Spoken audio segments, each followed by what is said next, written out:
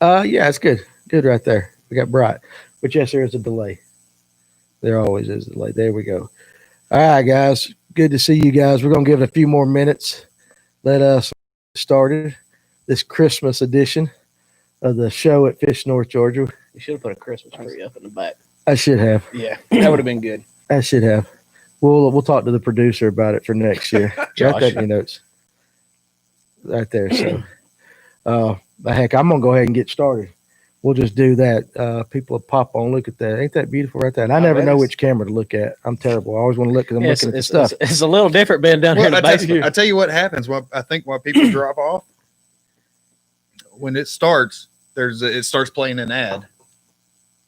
Oh, really? For about 6 to 10 seconds, there's an ad that pops up and plays. So it may have something to do with that. Gotcha. Okay. People drop off and then come back on. I'm turning Andrew Murphy. I'm turning this off. What's up, Mario? Mario, your outdoors adventure. I'm gonna go ahead and get started. So, guys, anyway, let me look at the camera here. Thank you for tuning in tonight. I actually messed up today on Facebook. Normally, I put out an announcement and everything, and I kind of shared it to my page and forgot to share it to the group page. So, who's the ugly guy with the flannel?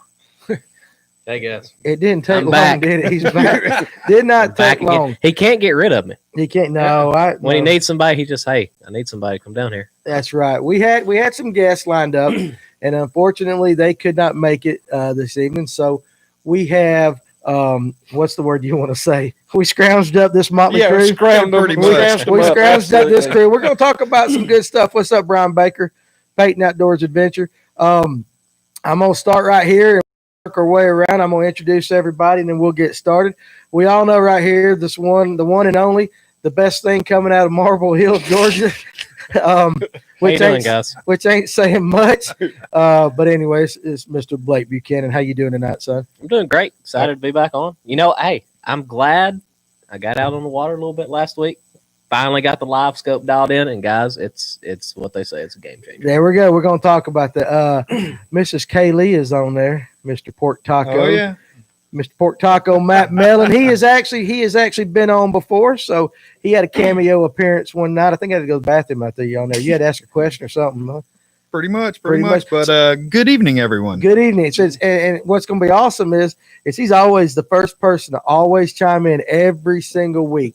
I can always count on in the live chat, Matt saying hello. So I need to come since I couldn't make it last time. Yeah, you do. You need something to say? What's up with this picture on the page with you in the suit with no shirt on? What was that about? I'm just copying Nathan. Oh, so there's been some more. I mean, I didn't know what was going on. So what you're saying is you didn't watch the show. I think he's jealous. Oh, so that was last week's episode. Yeah. Well, I just thought it was kind of weird. I'm like, dang, this is a fishing page, and here we are, men taking the shirts if you off. watched the show last week, that's right. So that's a point against you right there. So. Hey, a mullet with a suit on. Yeah. Can't get no better. You can't get no better than that. This was rough. All right, and so anyway, thank you for coming. No problem. I asked some people coming. Well, I just tuned in at the wrong time, Nathan. Hey, Nathan, how you doing, buddy? There's the winner of the question of the week right there already. Which one is that, Nathan? Yeah, oh yeah. Is he not amazing though? I'm telling you, he's got to have 5 computers. What's up, Kevin Bolton? He's very good. All right, and so this lovely looking fella right here. Now, every week you guys hear me talk about waters, heating, and air. All right, and those of you that tuned in to one of the original lives heard me talk about a gentleman who beat turtles out of the back of my truck one day a long time ago when we worked together. But this is Mason Waters of Waters Heating and Air. And hello, everybody. He is a longtime friend of myself. We used to work together and get in trouble together and make our wives a little upset at us. And if we sat here and told you about all the things we did, the other two wouldn't get to talk. But he also is an avid fisherman and hunter. What's up, Kevin? And so we're going to talk about a lot of things tonight. It's actually a very good group to talk about because we all do something a little bit different. Blake's just different by himself, but Blake is Blake. But got a kayak fisherman, pretty much, mostly kayak. Yep. Mason fishes a lot out of the big waters, but you're a lot farther. You like to go down towards Bama ways. I like Gunnersville. Gunnersville and all that. Chickamauga. That way. And then Blake. I'm a little bit of everything. A little bit of everything. Chickamauga, Gunnersville, Lanier. I chase them all. Small Logan Martin. I ain't never been there. I haven't been Low Martin. Low Martin's a good lake. And I equally suck everywhere. So there you go. So that's the group tonight. So I think one good trip we need to do for you is take you to Chickamauga when the ledge fight's on real good. you paying for it? I mean, all you got to do is hop in a truck. We'll ride up there. How many Fish North Georgia hats do you have? You talking about me? I actually have 1, 2, 3, 4, 5, 6. What's up, Glaze? I got 6 hats. But I prefer the red. We're gonna get red for the next one, but the grays have been selling very well. Yeah, I prefer the red. So, yeah, Joseph Castleberry, buddy, you know where this place is at. Come on up here and quit popping your thing under the table. If you go man up and drink, pop it on top of the table. Trying to be quiet for everybody. You know, last time he's looking at me funny. That's right. So, all right, I'm gonna get through some things first. Things I need to do since this is with the so-called unofficial Christmas edition. The Motley Crue edition. So, what's up, John? Happy birthday, dude. Everybody's John Allred's birthday today, or was it yesterday? I think it's today. I said happy birthday. Happy birthday. You need to come up and get a hat. I'll bring you one. Your family. So, Matt should prefer red. It's my wife's favorite color. She's got class. There it is. There it is. Look at that. I got the red shirt on. All right. Make her Okay. All right. Yep. But whatever floats y'all's boat. That Just works. don't take it off. Huh? No. Well, Nobody's I didn't bring my getting- suit jacket. Yeah, nobody's getting naked tonight. Just leave everything on. Hey, it's close to Christmas. It is. So let me do my Christmas stuff first. I want to get a couple things out of the way before we get talking about fishing here. First of all, this is something that I should do every week. It's something that I just noticed this past week in comments. Lots of times you guys will make a comment about some of the stuff we're doing, and you'll say, go see Danny Pruitt. Danny Pruitt did this, because I'm actually the mouth and you hear me a lot. But I'm going to take a few minutes and give credit to my partner who is behind the thing. Justin, turn the camera to Josh. Turn the camera to Josh right now, because Josh likes to sit back there. I don't care which one it is. Just turn the camera to Josh and let's show everybody what he's doing back there. All right, we got it. Stand up, Blake. You don't know you can't even see anything. What the hell are you doing? Okay, you got there. You go. All right, right there. Now listen, put it back on yourself. Don't take it off till I'm done talking, Josh. Come on. You're the ugly mug who runs this shit. He's not going to do it. He just refuses to do it. Somebody's got to keep Danny in line. Well, here's the deal. What's up, Byron? Josh does more probably than I do with this. He's the brains behind the operation and keeps me in line. Does a lot of this, but the reality is everybody sees my face. That's and right. So they hear my voice, and so they'll say on Facebook when they're talking about us, Danny Pruitt. But I just need to tell everybody, listen, there's 2 of us. So there's me and there's Josh McCaig, and Josh McCaig deserves as much, if not more, credit than I do. So I want to make sure that I give him credit. He's gonna get mad at me for doing this because he likes to stay behind the scenes. But seriously, guys, I don't mind you guys tagging me and stuff like that. But tag Josh too, because he works his ass off, and I want to make sure he gets credit. But he is the he ain't got the looks like I got. He's got the brains. He's got the brains. He's got the brains. He's got the brains, that's for sure. But anyway, I wrote that first on my notes for tonight. I'm going to give Josh some credit because he deserves it. So now that I've done that and I got my bromance stuff out of the way, we'll move on. So I want to thank Mario with Your Outdoors Adventures. They sent me one of them gators, the things you pull over, cover this ugly mug. I meant to bring it, and I got rushed out. I had to go to Lilburn to pick up some rods this morning. But, guys, I want Thank you to you, go. by the way.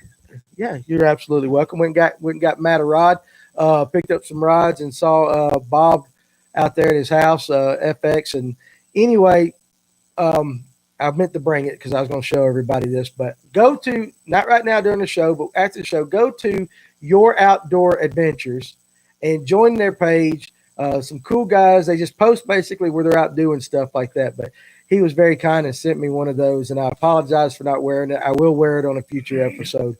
But I want to tell you, Mario, thank you very much. He's also going to bring up some squirrel and rabbit. We're going to cook it and eat it. Perfect. During the episode. Yeah, Perfect. Absolutely. I think that'd be Nothing wrong with squirrel. If you bull it first, you got to bull You it. got parboil it. You got parboil it. Got Yep. to parboil it. Parboil it. Now, do you rip the hair right off? Or how you skin your squirrel? You just hold up in the back, pinch the middle of the back, and put a little slit in it, and then grab it and Just pull it apart. rip it. Yep, just rip it right off. Hey, what's your favorite way to eat squirrel? Bull it and then fry it. Fry it? Yep. With gravy. With gravy. With gravy. For those that don't remember, guys, we're gonna go ahead and make fun of him. Blake don't eat gravy. No. It's changed. He eats brown gravy. He eats Changed. brown gravy. So changed. this is what he did. He came in today. He goes, guys, listen here. He goes, I had this cousin up the hill somewhere, and he took this steak, and then I tried to do my best Blake. He took this steak and he cut it up tips. He cut up these beef tips and a bunch of things, and he cooked it in a crock pot with this brown stuff, and then he poured it on rice. Man, it was so good. And we went, what did we say? Beef tips and gravy? I mean, you had beef tips and gravy? Beef tips and gravy. Hey, well, it was good. I ain't never had it right there. But He's been sheltered. Hey, I haven't been sheltered. I've never been a gravy guy. But Nathan, hey, it's changed me now. Hey, Nathan, they are. Bob gave me one of these today. I absolutely love it. Listen, what we talking? Matt can skin a squirrel so good, he makes it dance. I'd like to see that. We'll get to the fishing stuff, but this is a great all around. We basically shot some off our back deck. Nothing Me wrong and with the that. neighbors You have shot spotlight. some.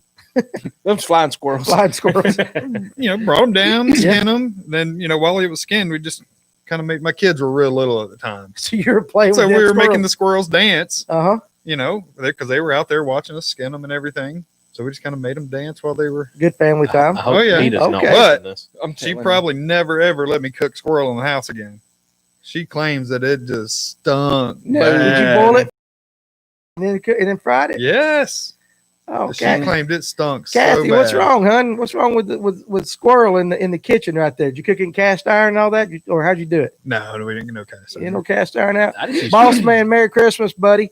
Hell, I done forgot where I was at in the show. What did we do? We got talking about squirrels. We got talking about squirrels and then Oh, gravy tips boy. Yeah, Beef tips and gravy. beef tips and gravy. I just don't see how you can be country in Georgia and not know- eat beef tips and gravy. Next thing you can tell me you don't eat grits. No, here's the thing. We're running coons now. We'll start shooting some coons and we'll try that. I've ate coon. How's that? It's not bad at all. Really? Nah. Well, I might have to I talk to, don't doubt it Hey, at all. I'll No, have it's not bad. I'll Really. have to talk to Justin one night and get him to shoot us one. So and bring it down here. if Mario brings bigger than a squirrel. so if Mario let's just have a potluck meat dinner.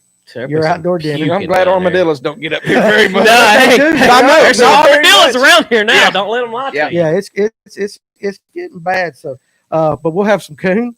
Yeah. Go get your brother Papa some coon and skin it Hey, for us. we were supposed to run tonight, but he decided to lay in bed because he's 17 years old and don't want to do nothing. He still got that girlfriend.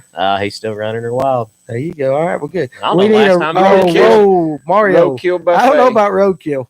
If you, Uh-uh. Kathy's stinky. Listen, No. It don't matter if I hit the deer myself. Would you I eat a ain't gonna possum? get up. I've heard possum's good if you feed it out.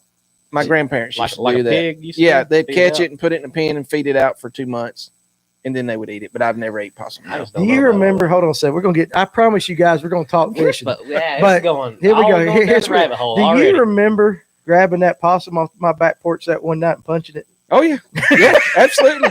They're the dumbest damn critters ever. Listen, there was a possum on my back porch. Mason grabs it, holds it up by the tail, is playing dead. He just starts hitting. Yeah, trying to wake him up. He just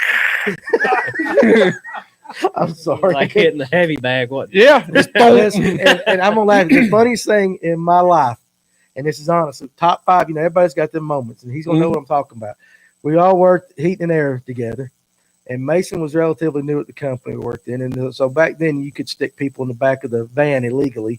Oh, And I know drive where a- this is going drive- already. Listen, we pull up to a quick trip.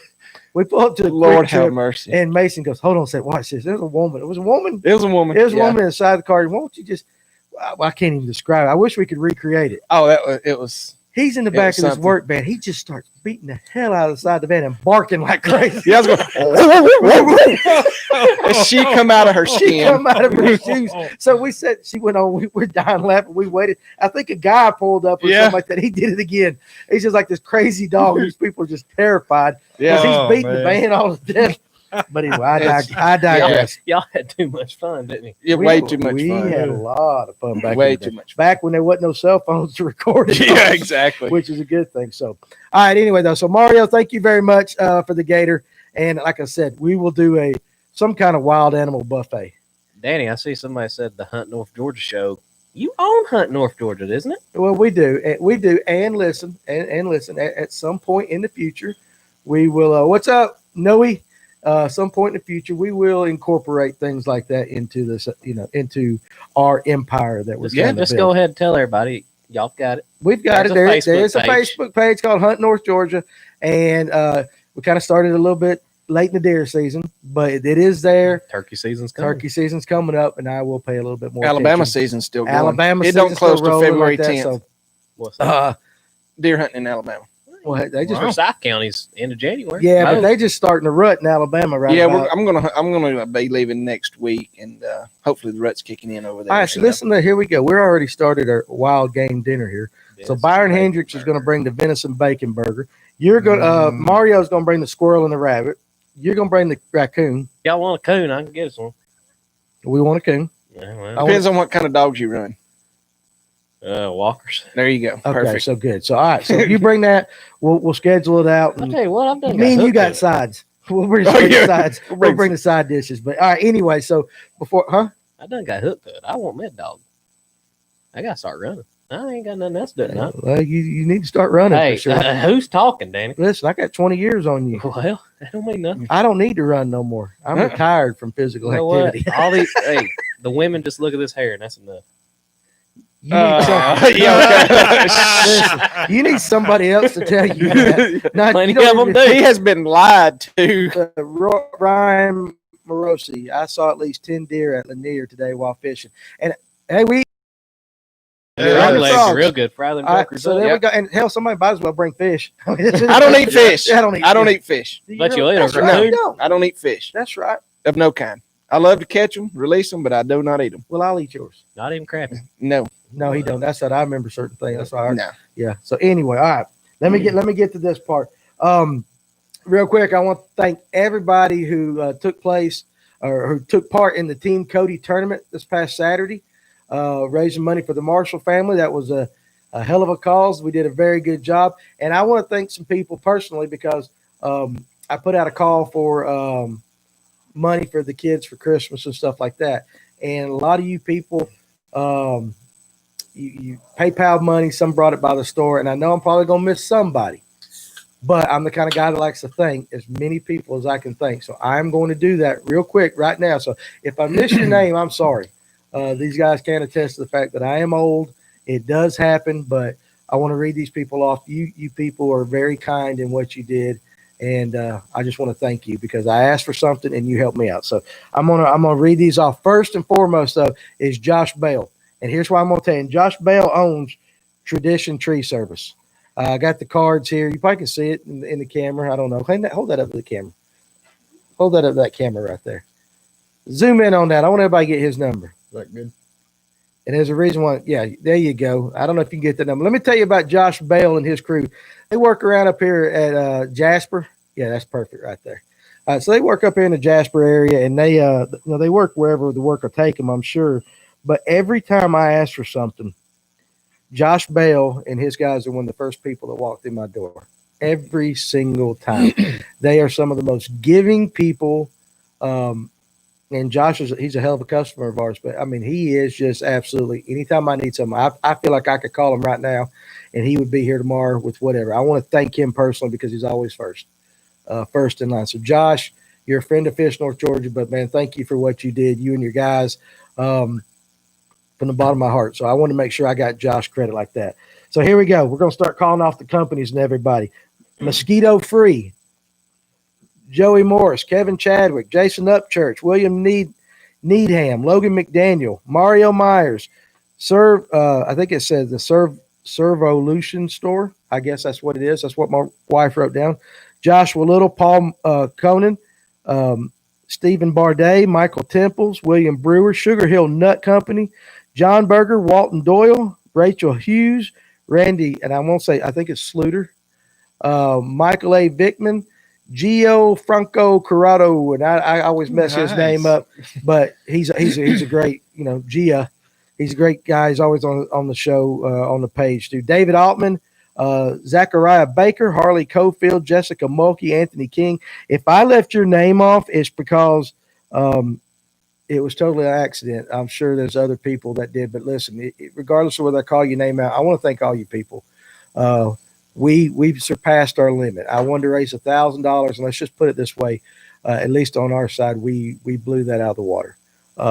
So just thank you very much for all you did. Now listen, Kevin, it's part of what we do here. It's we're a community.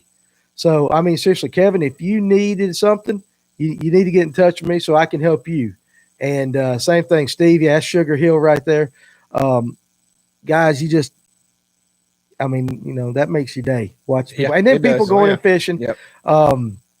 So that's a thing that, you didn't have to do it, but you did it. You can always look around, and there's always somebody in worse shape than you are. That's right. So yeah, absolutely. Pay it forward.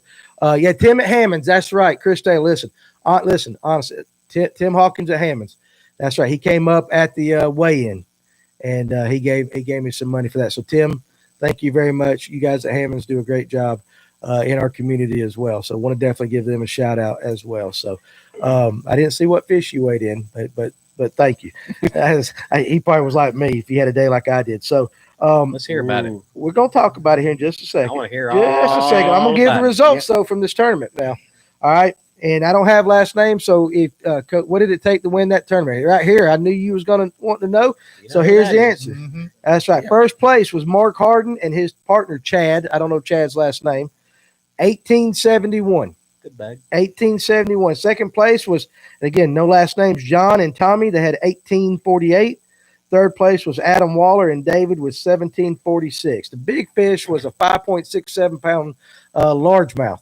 Now, right at the biggest spot that I saw weighed that had a big fish for a while, Mark Anglin caught was 4.7. Mm-hmm. Now, I don't know if, what did y'all weigh in? Kevin, you want honest? All right, listen, I'm going to tell you guys. I wet the bed on Lanier the other day. I absolutely wet the bed.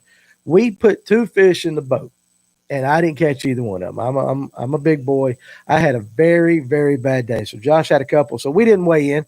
Nathan had 13.5. Yeah, he had a good one. Yeah, we didn't weigh in either. I mean, it was. Still, I appreciate your contributing fun. Yeah, listen, seriously. We needed a couple big bites. Hell, I needed a bite. I got three bites. Where'd the winning bag come from? Was it down south? You think that guy tell us? Mark Harden ain't gonna say. I don't know who Mark Harden is. I didn't know. No, but he ain't gonna tell. He ain't gonna tell. But I would say south, given it all big spots now. But let's just say below 369 bridge. I know. I'm guessing. We fished right there around 369 the other day, and we caught them pretty good. Yeah. So I didn't know. You lie like a dog. Hey. I'm so glad you're on the show because you're the comedy. All right, so listen, we caught a lot of fish, but they were all the same size. Lanier was tough. It was tough for us. Now, we didn't go Harden's been a hammer for years. Yeah, I know. We didn't go out of we were in the electric rig, so we didn't really go that far out of Little Hall. And we had a report of where the fish were. Mm-hmm. Well, sometimes you can get faulty reports. It's hard to catch somebody else's fish. Well, he had been there. Listen, and the guy had told us he'd been there, and he said, they're in it, I've been catching them in this ditch. And he goes, I went back that ditch, and they weren't there. They were farther on up. And so Josh and Josh popped one on a rock crawler right there off the ramp where everybody comes in on the way in and straight across right there. And I did get hammered that day. I about had my rod jerked out, but you would think with a rock crawler, you'd have got nailed. Yeah, how do they hit a lure that hard and not get seriously? Hooked? Crazy. Less than half the field weighed in. So it was tough. It was bad. Derek White wish I was off on weekends. How many boats fished that?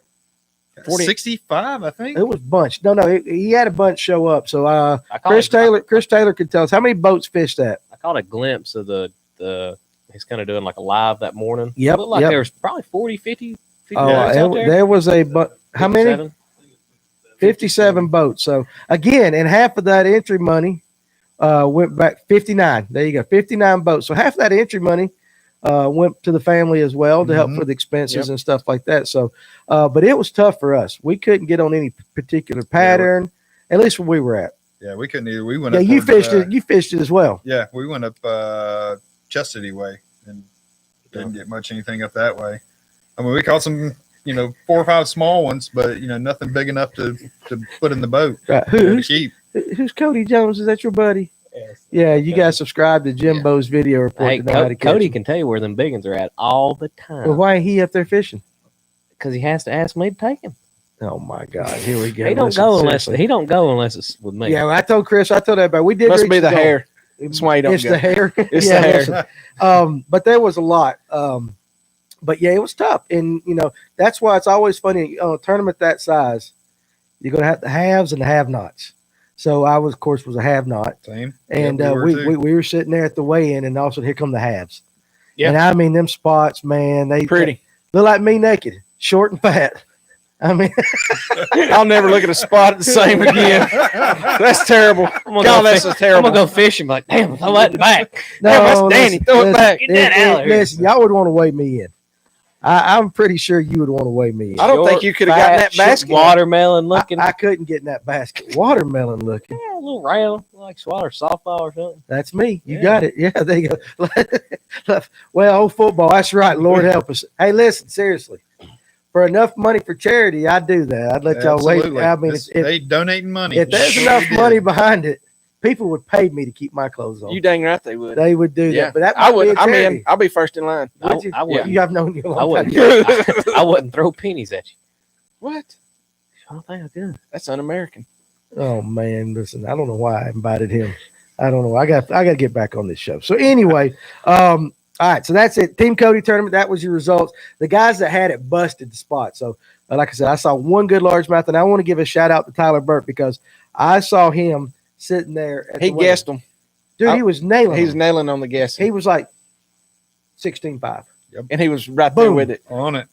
every single time, just about that. The only one he messed up on, I think, the largemouth. He guessed that it was off a little bit, but it's kind of hard to judge a largemouth. But I was amazed at how good he could guess that. That's about 12.5, and he'd be like 12.65. Yeah, I'm like, dude, you're out. I mean, you're it was unbelievable. That shows somebody who's called a lot. He has done a lot. Weighed in a lot. Hey, listen, I look at that. You're Nathan's favorite guest on the show so far. You always ask me to come back when you ain't got somebody, so it must be saying something on your hand too. Ain't nothing on my hands. Old Aaron Tippin, that's right. Yeah. We are planning more Team Cody tournaments this year. So if we do, Fish North Georgia will always be a part of that. For sure. Yeah, So definitely we'll do that. So now, I tell you what, I mean, I'm gonna say this. okay, It was hell no, just take show over. I'm Look no, at the camera. Look at the camera. This is from Right the there. heart. Hell, they like him better anyway. Listen, So I we'll know. just sit back and watch. Is Blake on tonight? Nah, Yeah. All right, look I'm at the trying to be camera. serious. Quit looking down. So we can see that. It amazed me to see the amount of people that donated money for the gifts, the tournament, and how many people showed up. Mhm. That shows how big a community that all this is making. Yeah, It really does, and it surprised me. You know, Well, it you ain't see- us. Well, and all the guys walking up, we were all walking up to buy the raffle tickets. Yep. I mean, yeah, they people sold a just bunch of dropping. stuff like that. you know, it Had a good looking MC. and well, I don't know about all that. I don't know about all that, but it was seriously it felt like a blessing, kind of. Was you blessed by it? I felt something out of it, just That's to see awesome. somebody getting help that much. Well, You know, there because is. it's today's not a lot of people that want to get out and help. You know, Well, I mean, It- well, it- you know, they, if you they are. think You just about got to get them in a well, community. you like got to this. get them in a community. yeah, and exactly. that speaks a lot to, our Yeah, outdoor community, Yeah. it is, and You it know, is. they're All, still- and it is You're, ours. Yeah. sportsmen. there's It still is. good people in the world. It's just the Mhm. media and the Few news far just don't between. show them. Yeah, There's still good people in the world. I think so. Probably more good people than there are Yep. bad. You're absolutely Yep. right. So, all right. So let's move on. But anyway, guys, Team Cody thing, awesome. Thank you very much. Kick butt Christmas gift from the heart from all you guys. So, Yep. yeah, the fishing community is awesome. There's a bad apple here or there, but if enough good apples show up, you don't taste that one right there in the mix of it all. I want to announce the Big Shanty Bass Masters. They actually fish Lanier. And I see the date. I don't see the date, but he wanted me to announce. What was it? Well, that's just when he posted it. So it was their final tournament, and first place was Jack Dragon Snag Stewart with a fish on in the back end of the boat, 7.4 pounds of spotted bass. So he probably caught 4 as a co-angler. So they do the co-angler and the angler like that. So Michael Miranda was first on the boater side, and Danny Purdue came in with a big fish at 2.3 on. That's on the boater side. So they're going to head to Carter's next month. Now, listen, this group is looking for more boaters and co-anglers. All right. And so you guys go to Big Shanty Bass Masters on Facebook and reach out to them if you're interested in doing that. Definitely a good group of guys from the Alatoona area, but they fish all over. Yeah, you had So- them on the show not too long ago. I did. right? I Yep. did. Yep. Very smart guys. Nice and, guys. Good info. Yeah. You each show, it seems like I take one thing from each show. On that show, I remember, what was the young man who was to my right talking about the underspin, Josh? Do you remember? I don't remember his name, but he ain't been here long. He said he was new. He just moved down. Yeah, he moved down. But he talked about running an underspin. I like an underspin. Counting rocks. Counting rocks. Yep. So and honestly, seriously, I caught myself throwing one on Lanier the other day. It's a good versatile bait. I mean, you can fish it several different ways. Yeah, but counting rocks. Yeah. And it was from that episode, that young man, Joseph Castaway, counting rocks. So it was all, you just take something. And just from every episode. Some of it's not so good. We don't want to remember. We don't remember some of these episodes we don't want to remember, but that one. But anyway, I'm gonna do something also a little different tonight. And next Tuesday night, I'm gonna go ahead and announce it. We don't show enough love to our cold water anglers, and that being the trout guys, stuff like that. So next Tuesday night's episode, we're not going to do one this Thursday because it's Christmas Eve, and I'm going to be sitting out there doing a snow dance naked in my front yard, hoping it'll snow. You going to do that too? You don't want snow, so you'll have your clothes on. I'll see one. Don't go down Cowart Road. Don't go down Cowart Road. if you see the glow at night, it is me, not the star. Look left at the lake. Don't look to the right. That's right. You ever seen a full moon on a cloudy night? Yeah. Is that me out there dancing? That's what it's going to be. It'd be shining brilliant coming off Cowart Road. Lord. My mom be raising all. She'd all be proud. I mean, y'all know, fellas, you're hitting the rocks and you're like, I know I'm about to get hit. That's actually true, Nathan. You just tip that rock, and you just all of a sudden, boom, rod loads up. It'll load up on you. Load up, and it comes out of nowhere. So the underspin bite has been a no-go for me so far. And it was for me, too. Fishing it too fast. It might have been, but I was counting rocks. I was 1, 2, 3. It's kind of like throwing a jerk bait this time of year. For me, I got to dead stick it. You slow it down. You got to slow it way down. That's probably what that may be. I'm doing decent on a jerk bait. The last few weeks, but it's definitely I'm not pausing that long. Try a longer pause. Seconds. I've paused them for as long as 15 seconds before. It's tough. I don't have that kind of patience. Being a power fisherman because I'm on the trolling motor and going. Right. But for me on Lanier, if I dead stick it between 5 and 10 seconds, it seems like I get more bites. Okay, and so let me ask you this real quick before I go to this trout thing. Well, actually, we're gonna talk Lanier. Remember, I'm gonna come back to that. Right. So anyway, next Tuesday night, I'm going to have 3 guests on. We're going to talk about trout fishing. Even if you're a bass fisherman, it's something you might want to just watch and listen to because sometimes it's good to get away. Number one, trout are good to eat. And I know some of these guys are catch and release only, but the state, certain places you can take them home. Yep. But some of the techniques, I've actually heard some fly guys, some of the stuff they do is very similar to bass fishing. It's just they got a fancier name for what they do. So Nathan will come back to that question right there on the jerkbait. But I want to start doing this every week. Georgia Department of Natural Resources stocks trout, and I get the emails, and I know a lot of you probably do. But I want to start reading them off, just to let you know if you decide you want to go, chase some trout, do stuff like that, where they're stocking them right now. So they stocked in 3 places on the 21st, which was yesterday. Mm-hmm. So that's yesterday. Dawson County at Amicalola Creek. Now that is delayed harvest, so you got to catch and release there. And I think it's got some other regulations like barbless hooks, stuff like that. Fulton and Cobb down at Morgan Falls. I think it says TW, so I'm gonna assume was it Tailwaters or something like that from the dam, Morgan Falls Dam down there. Yeah, Morgan Falls down Port Roswell. Yeah. So it again, it's delayed harvest, and then today, Lanier Tailwater right behind Buford Dam. So there's 3 places if you're interested in going trying to catch you some trout, either for fun or behind Buford Dam. There's some stockers there. Snits. That's some cold water behind the dam. It's cold. About cold. It don't matter what time. Waders, no waders. Your legs are going to be blue. Yep. Yeah. Okay. So let me try to catch up here on some of the stuff right there. They're still talking about jerk baits and stuff like that. So in the comments, we're going to get to that. But first, before we get into Lanier, we're going to have the question of the week. The water's heating in air. Camera on Mason. Right there. Give out your own number. No. We're going to see if Danny can remember it this time. Hey, it's on your hat. Take the hat off. I mean, I got them right here. Take your hat off right there for a second. So here's the deal. I'll turn it backwards. The question of the week is this. First person that gets it right, we're going to give away some hats. How many hats you got there? I brought 5, 6. You can pick between the colors, whichever one you want. Okay. Let's give it away to 2 people. That's fine. Okay. Give a hat away to the first. We're going to give away a hat to the first 2 people that get this question right. So I know all you guys are ready. See if anybody's been paying attention. You ready, guys? What is the Waters Heating and Air phone number? Because every week I have to ask Mason, because in my phone is down as Mason. Yep. What is the phone number to Waters Heating and Air? Here comes the crickets. Yep. Come on, guys. I'm taking 6 hats back home. It looks Is it like. nobody? People sitting there on their phones hitting the Google. Listen, come on, guys. You got to work. Well, I'm out. Well, look it up, dummy. That's the whole point. All right. I mean, I know you guys got Google. Media. Hey, there it is. Is that right? Nope. That's wrong. That's wrong. Wrong Waters. So come on, Joseph. You got to do better than that, son.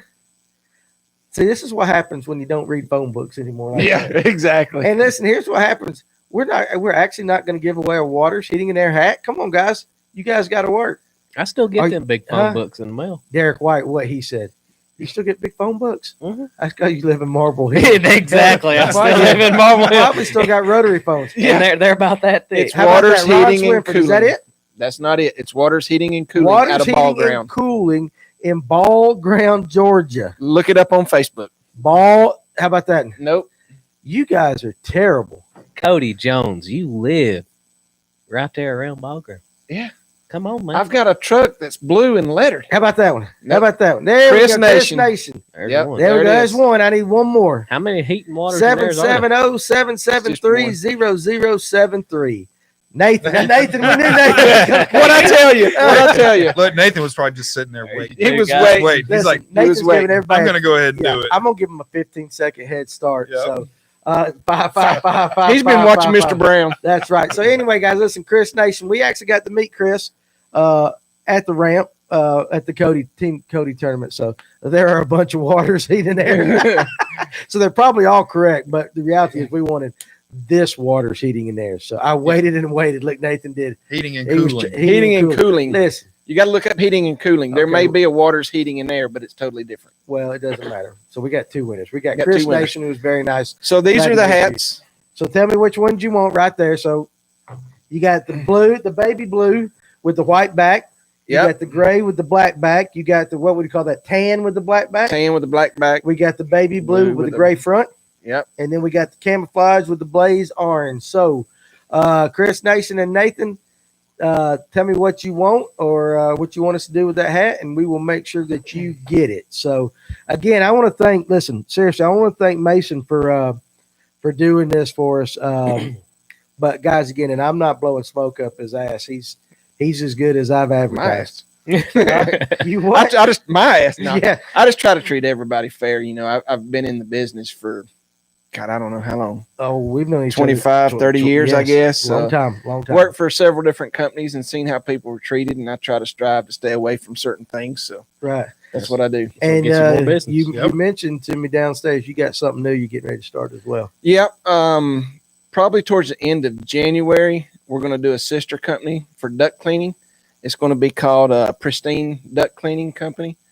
We'll be ready to do that probably the end of January, 1st of February. It Right. takes a little bit to get all the equipment in to do it. So that's something I'm going to be offering as well. And I'm going to have to look at my phone. I can Listen, give you the phone see- number once we get set up for it, but it'll be called Pristine Duct Cleaning. Okay. So I'll make sure Yeah. I know when you do that. So You know. but seriously, guys, honestly, Matt, let's see. Dang, I missed the question of the week. Sorry, Matt. it's actually me you and tried. my brother. It's actually me and my brother-in-law that's starting it, and he's going to be running, that part of it. So Okay, I got you. All right. But seriously, So. guys, Waters Heating and Cooling. heating and cooling. Heating and cooling at a ball ground for all you need. Yes, sir. You get treated right. Anything just about north of Atlanta, I try to stay out of Atlanta. So I don't blame you. I will try. And North Metro is where I try to work. You do mini splits. I do mini splits. All Yes. right, there you go. As someone that owns a few rental houses, it is good to have a few fair and reasonable guys out there. Absolutely. It Keep is. my number. Give me a Yeah, shout. yeah. Keep his number, Ron. Just in case. I want a gray one. Okay, so Nathan, I want the gray one. Gray one. All right, so this Nathan, gray one. Nathan gets that gray one. Okay. All right, and Chris Nation, let me know what hat you want, buddy, and we'll get it to you. So, that being said, now I did see somebody up there say that Stocker trout are dumb and anybody can catch them. That is true. Who runs Humminbird just transferred? What is that? He runs Graph, the Humminbird. Graph. Is that what he wants to know? Lanier Probably. Jim be who I'd call if you need. Okay, there we Okay. go. So yeah, Humminbird. If you're wanting to look at that stuff, I would say LJ in the Lanier area is by far the expert. But bird is the word. There you go. So LJ runs. He is the one I would recommend. I'm sure there are other people who are qualified to do that, and but I would tell you this: anytime you're messing with your electronics, whether it be Garmin, Lowrance, LJ, anything, pay a little extra money to get the right people to set it up. Absolutely. I mean, it's worth something. I still got to go out. Wiring or just Just setting it up. Anything you want to. I mean, it's kind of like sheetrock. You can get a guy to do sheetrock for cheap. It's either going to be done or it's going to be done. But in 5 years, you're going to see nail holes popping. Same way out with the and heating in there. Heating in there. Cheap ain't always better. Cheap ain't always better. Invest your money. Sometimes with fishing rods, stuff like that. I mean, but it's with anything. Really. With anything. So you get what you pay for, and that's the thing I'm just recommending. We can talk about your live scope here in a little bit, but because I know everybody's going in, that's a hot topic. So that was me. Stocker trout are stupid and they'll eat anything. Wild trout are super finicky and will pass by a well-presented fly 10 times before you catch them. Jeremiah, you're right, buddy. I can't argue with that. That's it. We've seen it firsthand. But so next Tuesday night, though, I'm gonna have some guys on here, and hopefully they can, we can kind of bridge the gap between the bass guys and that. It's always good to have a different perspective because it's funny. I was looking on the trout pages for stuff like that. Now we throw a drop shot. Well, they'll have nips. I mean, they throw similar stuff even with a fly rod. They'll have a bait below a bait and stuff like that. So similar kind of techniques. They call it something totally different. It'd be kind of good just to get a sense of what's going on. But I know them guys that throw that. What's them things? What's them long things called, Josh? That those feathers and all those. They got the flies and they got the thing they pull really fast. It's like their Popeye version. Well, it's Mayflies? No. It's there's a specific name for the type. Streamers. All right. So when they listen, I watched this guy up in North Georgia pull a streamer, and it looks like a minnow swimming through the water. I mean, it darts just like a minnow. And streamers. Derek White. It's impressive to watch that. And I did watch Daniel Massengale walk up to a section up there on whatever that river was up in Blue Ridge. Toccoa? No, like Natahaley. Noontula. Indian name for something, I guess. I don't know. But anyway, he pulled. I mean, I'm looking at this bit of water, and he's like, "Yeah, she's right there." And I'm looking at it. And there ain't nothing. He's casting. He goes, "It's got to float right under. It's got to be perfect. Got to be perfect." And it's just a tree by the water, and it looks like it's 12 inches of water. And all of a sudden, he nails into a trout that I don't know, 4 or 5 pounds. I mean, just a monster trophy rainbow. trout. Trophy. Well, it is, but here's the thing: it's still right there, and he sees it. And he had to present it just right. And he knew when he got it, but that's something I would not have the patience to do. And can't do it with a trout Pelican Martin. They can be real finicky. I'm not a fly guy. I mean, I'm like everybody else. I like them dumb ones who just ones throw it out there, let it float down. Ryan Morosi, that's something interesting because I've caught lake trout at Lanier by the dam. Back in the 80s, we used to camp. All those that are familiar with Lake Lanier, that last campground. Before you get to Buford Dam, it's Swanee or Sawney or whatever. I think it's Swanee, whatever. Sawney or whatever that is, or Swanee or whatever. It's closed often now, but there's that point that goes out. There's a little section that goes out, and we would camp there every year. And my grandfather and my dad and all that would take a boat out right in front of Buford Dam, out a little ways, and they would drop, I guess, night crawlers and stuff, and they would catch big trout. I mean, back in the day. Now, I think the stripers have all torn. There was a big one called Upriver last year, wasn't there? Yeah, it was the question of the week last week. If you'd have daggone watched the stupid show, you didn't know that. My bad, guys. Okay, so I grew up. Hey, using I was corn, with my baby last week. Huh? I was with my son last Well, week. you ought to have your son watching this. He comes in He the likes show. that Mickey Mouse too much. You looking in the mirror, huh?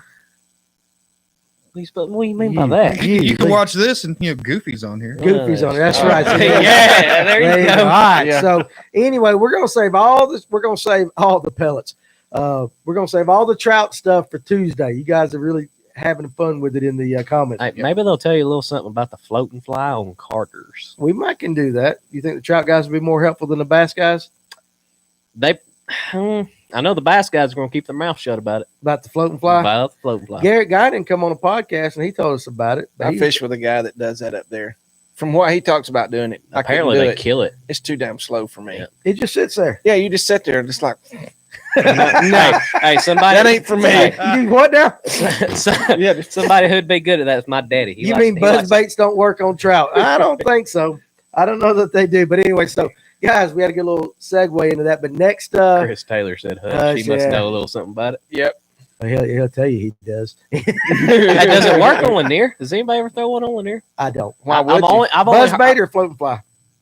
I throw a buzz bait anywhere, but the floating fly, I've only heard about Carter's, and I've heard a few people throw it on Blue Ridge and Notley, stuff like that. The deeper lake. I have seen people talk about it. But let's get back to bass fishing. We will save all that for next Tuesday night. Okay, so we were talking about jerk baits earlier. All right. Yep. So one of the things cadence when we're throwing a jerk bait. Now, right now on this time on Lake Lanier, Allatoona, any of these lakes that you could throw the jerk bait bite on, what are we looking at as far as depth that we're trying to get into? What depth are you trying to get your jerk baits down to? I like 6 to 8. Yeah, the one I was running was 6 to 9. So yeah, somewhere in that 6 foot range. Yeah. Okay, so what kind of cadence? And we got to talk about cadence because listen, I don't throw a jerk bait. I'm a weird bird. I throw mine totally different. Most people's a jerk, stop, jerk.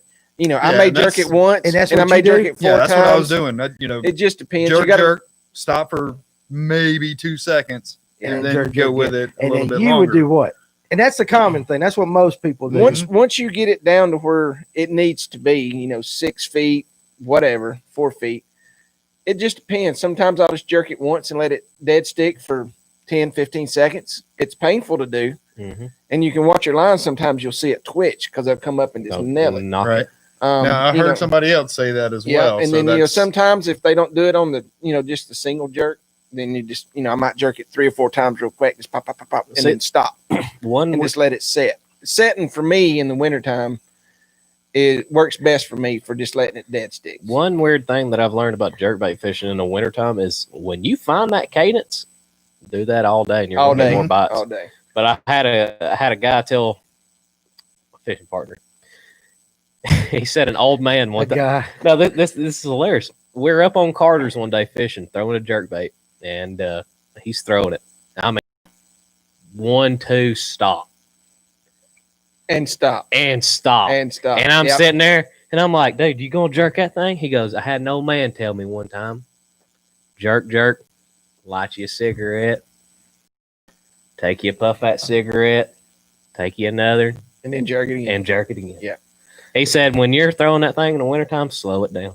My best, spot on Lanier was almost 6 pounds. And, and that's how I picked up on it. We were fishing a hump, and I jerked it twice, and me and my fishing partner just started talking. And hell, it probably sat there 10, 15, 20 seconds. And I went to jerk it again, and it just loaded up. Your rod loaded up. Yeah, it was already on there. It's painful, dude. Terrible. Because I like the trolling motor on about 8.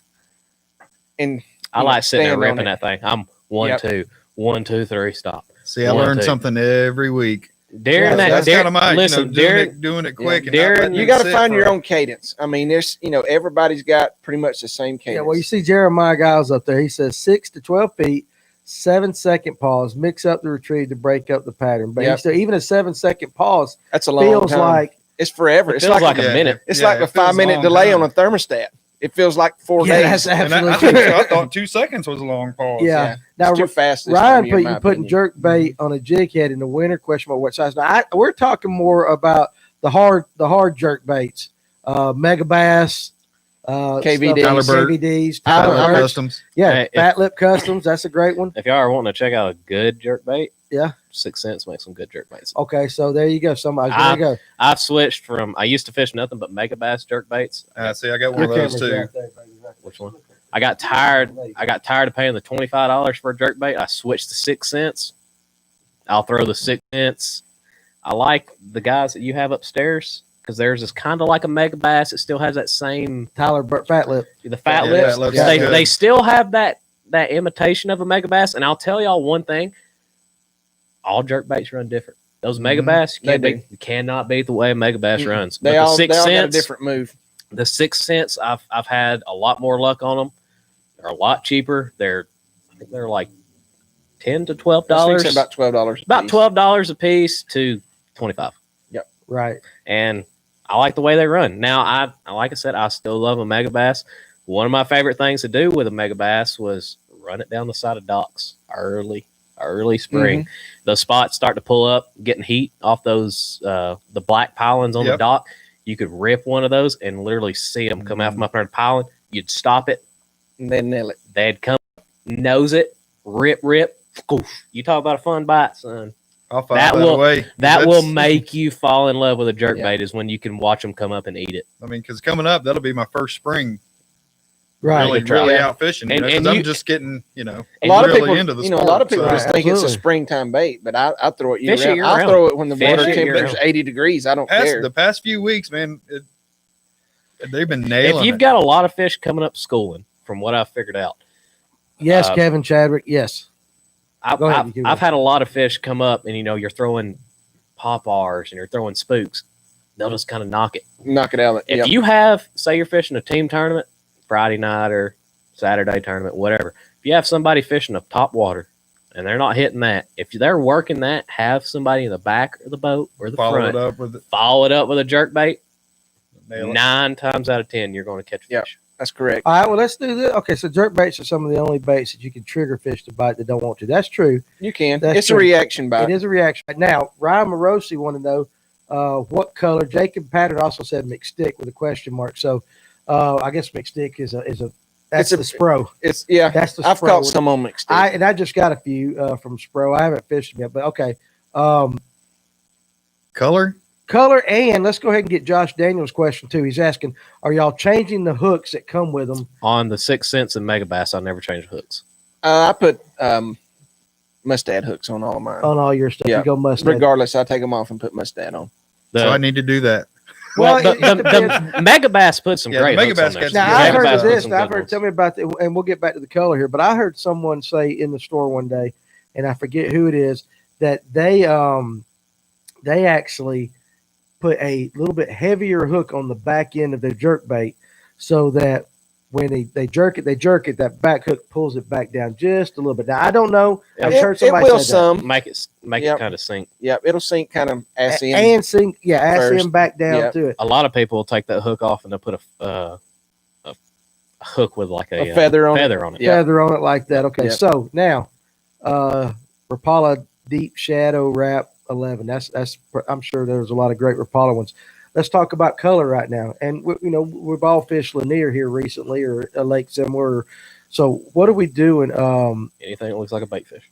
Yeah, you just got to match the bait. Do I have a 6.9 FX behind me? I don't know. I'll look while you guys are talking. Talk about the color. What color were you using the other day? Well, Saturday I was using the holographic pearl from Mega Bass.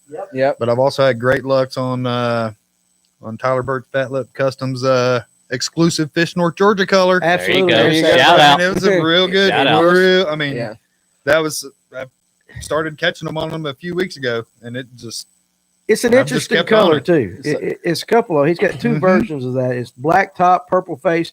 One does not have any chartreuse on the side, and one does. Yeah, I had the one without the chartreuse. Without the chartreuse on that. Now, go ahead. It depends too. I mean, it's what you're comfortable with most of the time. Right. I like a sexy shad, but you got to match the bait fish, like Blake said. I mean, I'll have 5 or 6 jerk baits tied on different colors on the front of the boat, and you just you fish with them till you find the color they want. And say I'm a guy. I like a solid white, like a pearl white. Yeah, Mega Bass makes a great pearl white color. I've got one, 2. The 6 cents, 3. It's okay, but I'm either throwing the pearl white or I'm going to throw something that looks either like a thread fin or a blue bait.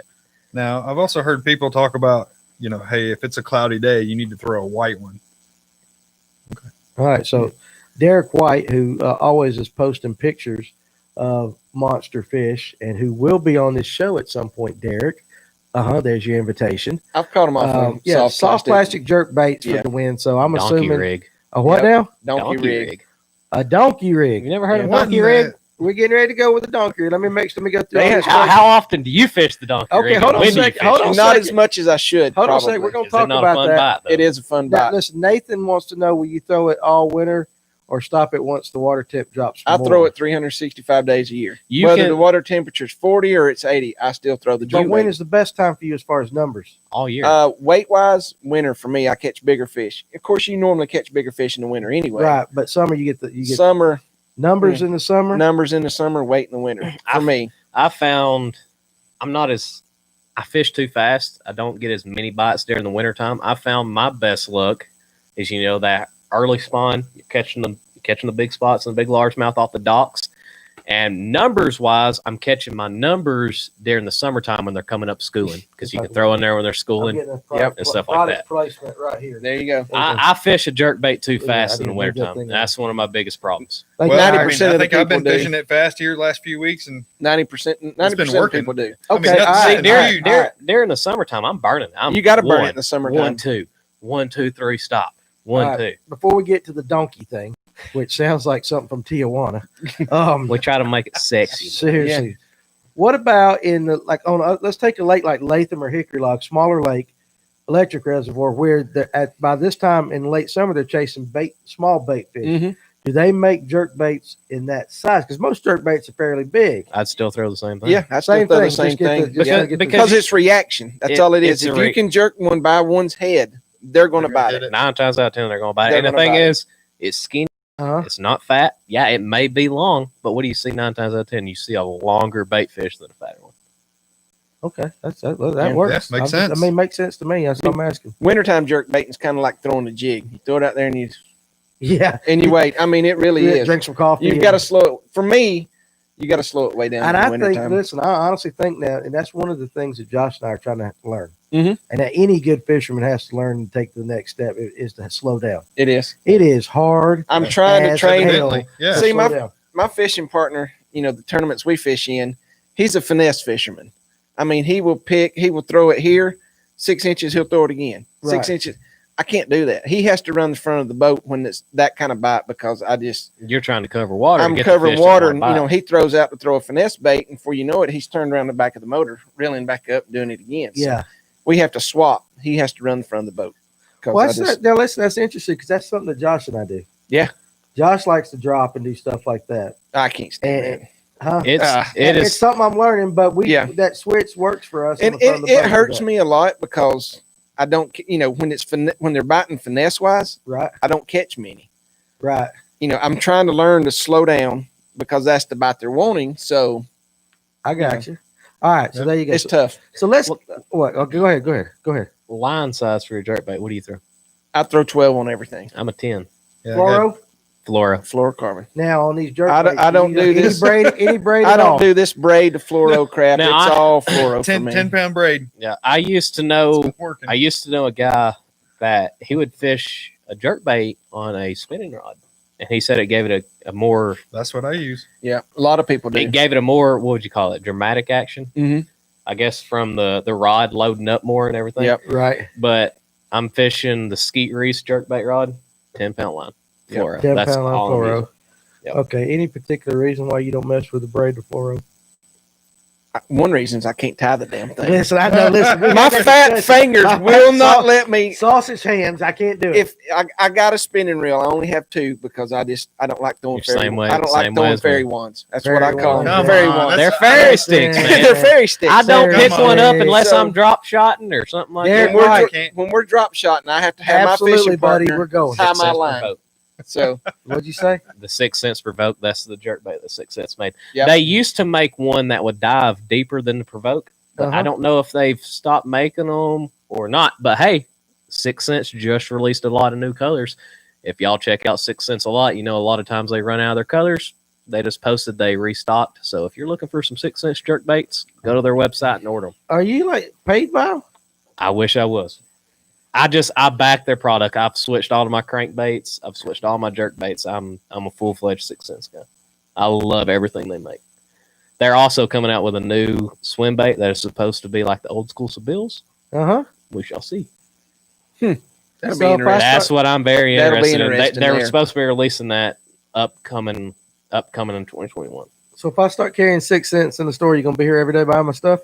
I don't know about every day, but I'm gonna buy it from you instead of waiting for them to ship it from Texas. Yes. Okay, there, write that down. There you go. 6 cents. Hey, What was I saying? they've also made some nice swim baits, some soft plastics. Right. They look pretty nice. Yeah. I'm not a big fan of their worms and stuff like that, but they've made some good. All right, so some good Chef swim Man baits. 44, Blake got me into them a few years ago. I'll back him up. I guess he's talking about 6 cents right now. That may be Ryan Sheffield. Oh my goodness. Are That- you serious? that- Ryan got on, he found out where our show is. If I'm not mistaken, if that is Ryan, we fished a club together, and I was throwing that 6 cent jerk bait and their crankbaits. I hope that's not Ryan. He called me yesterday and I didn't call him back. Hey, he never calls me anymore. He's too good.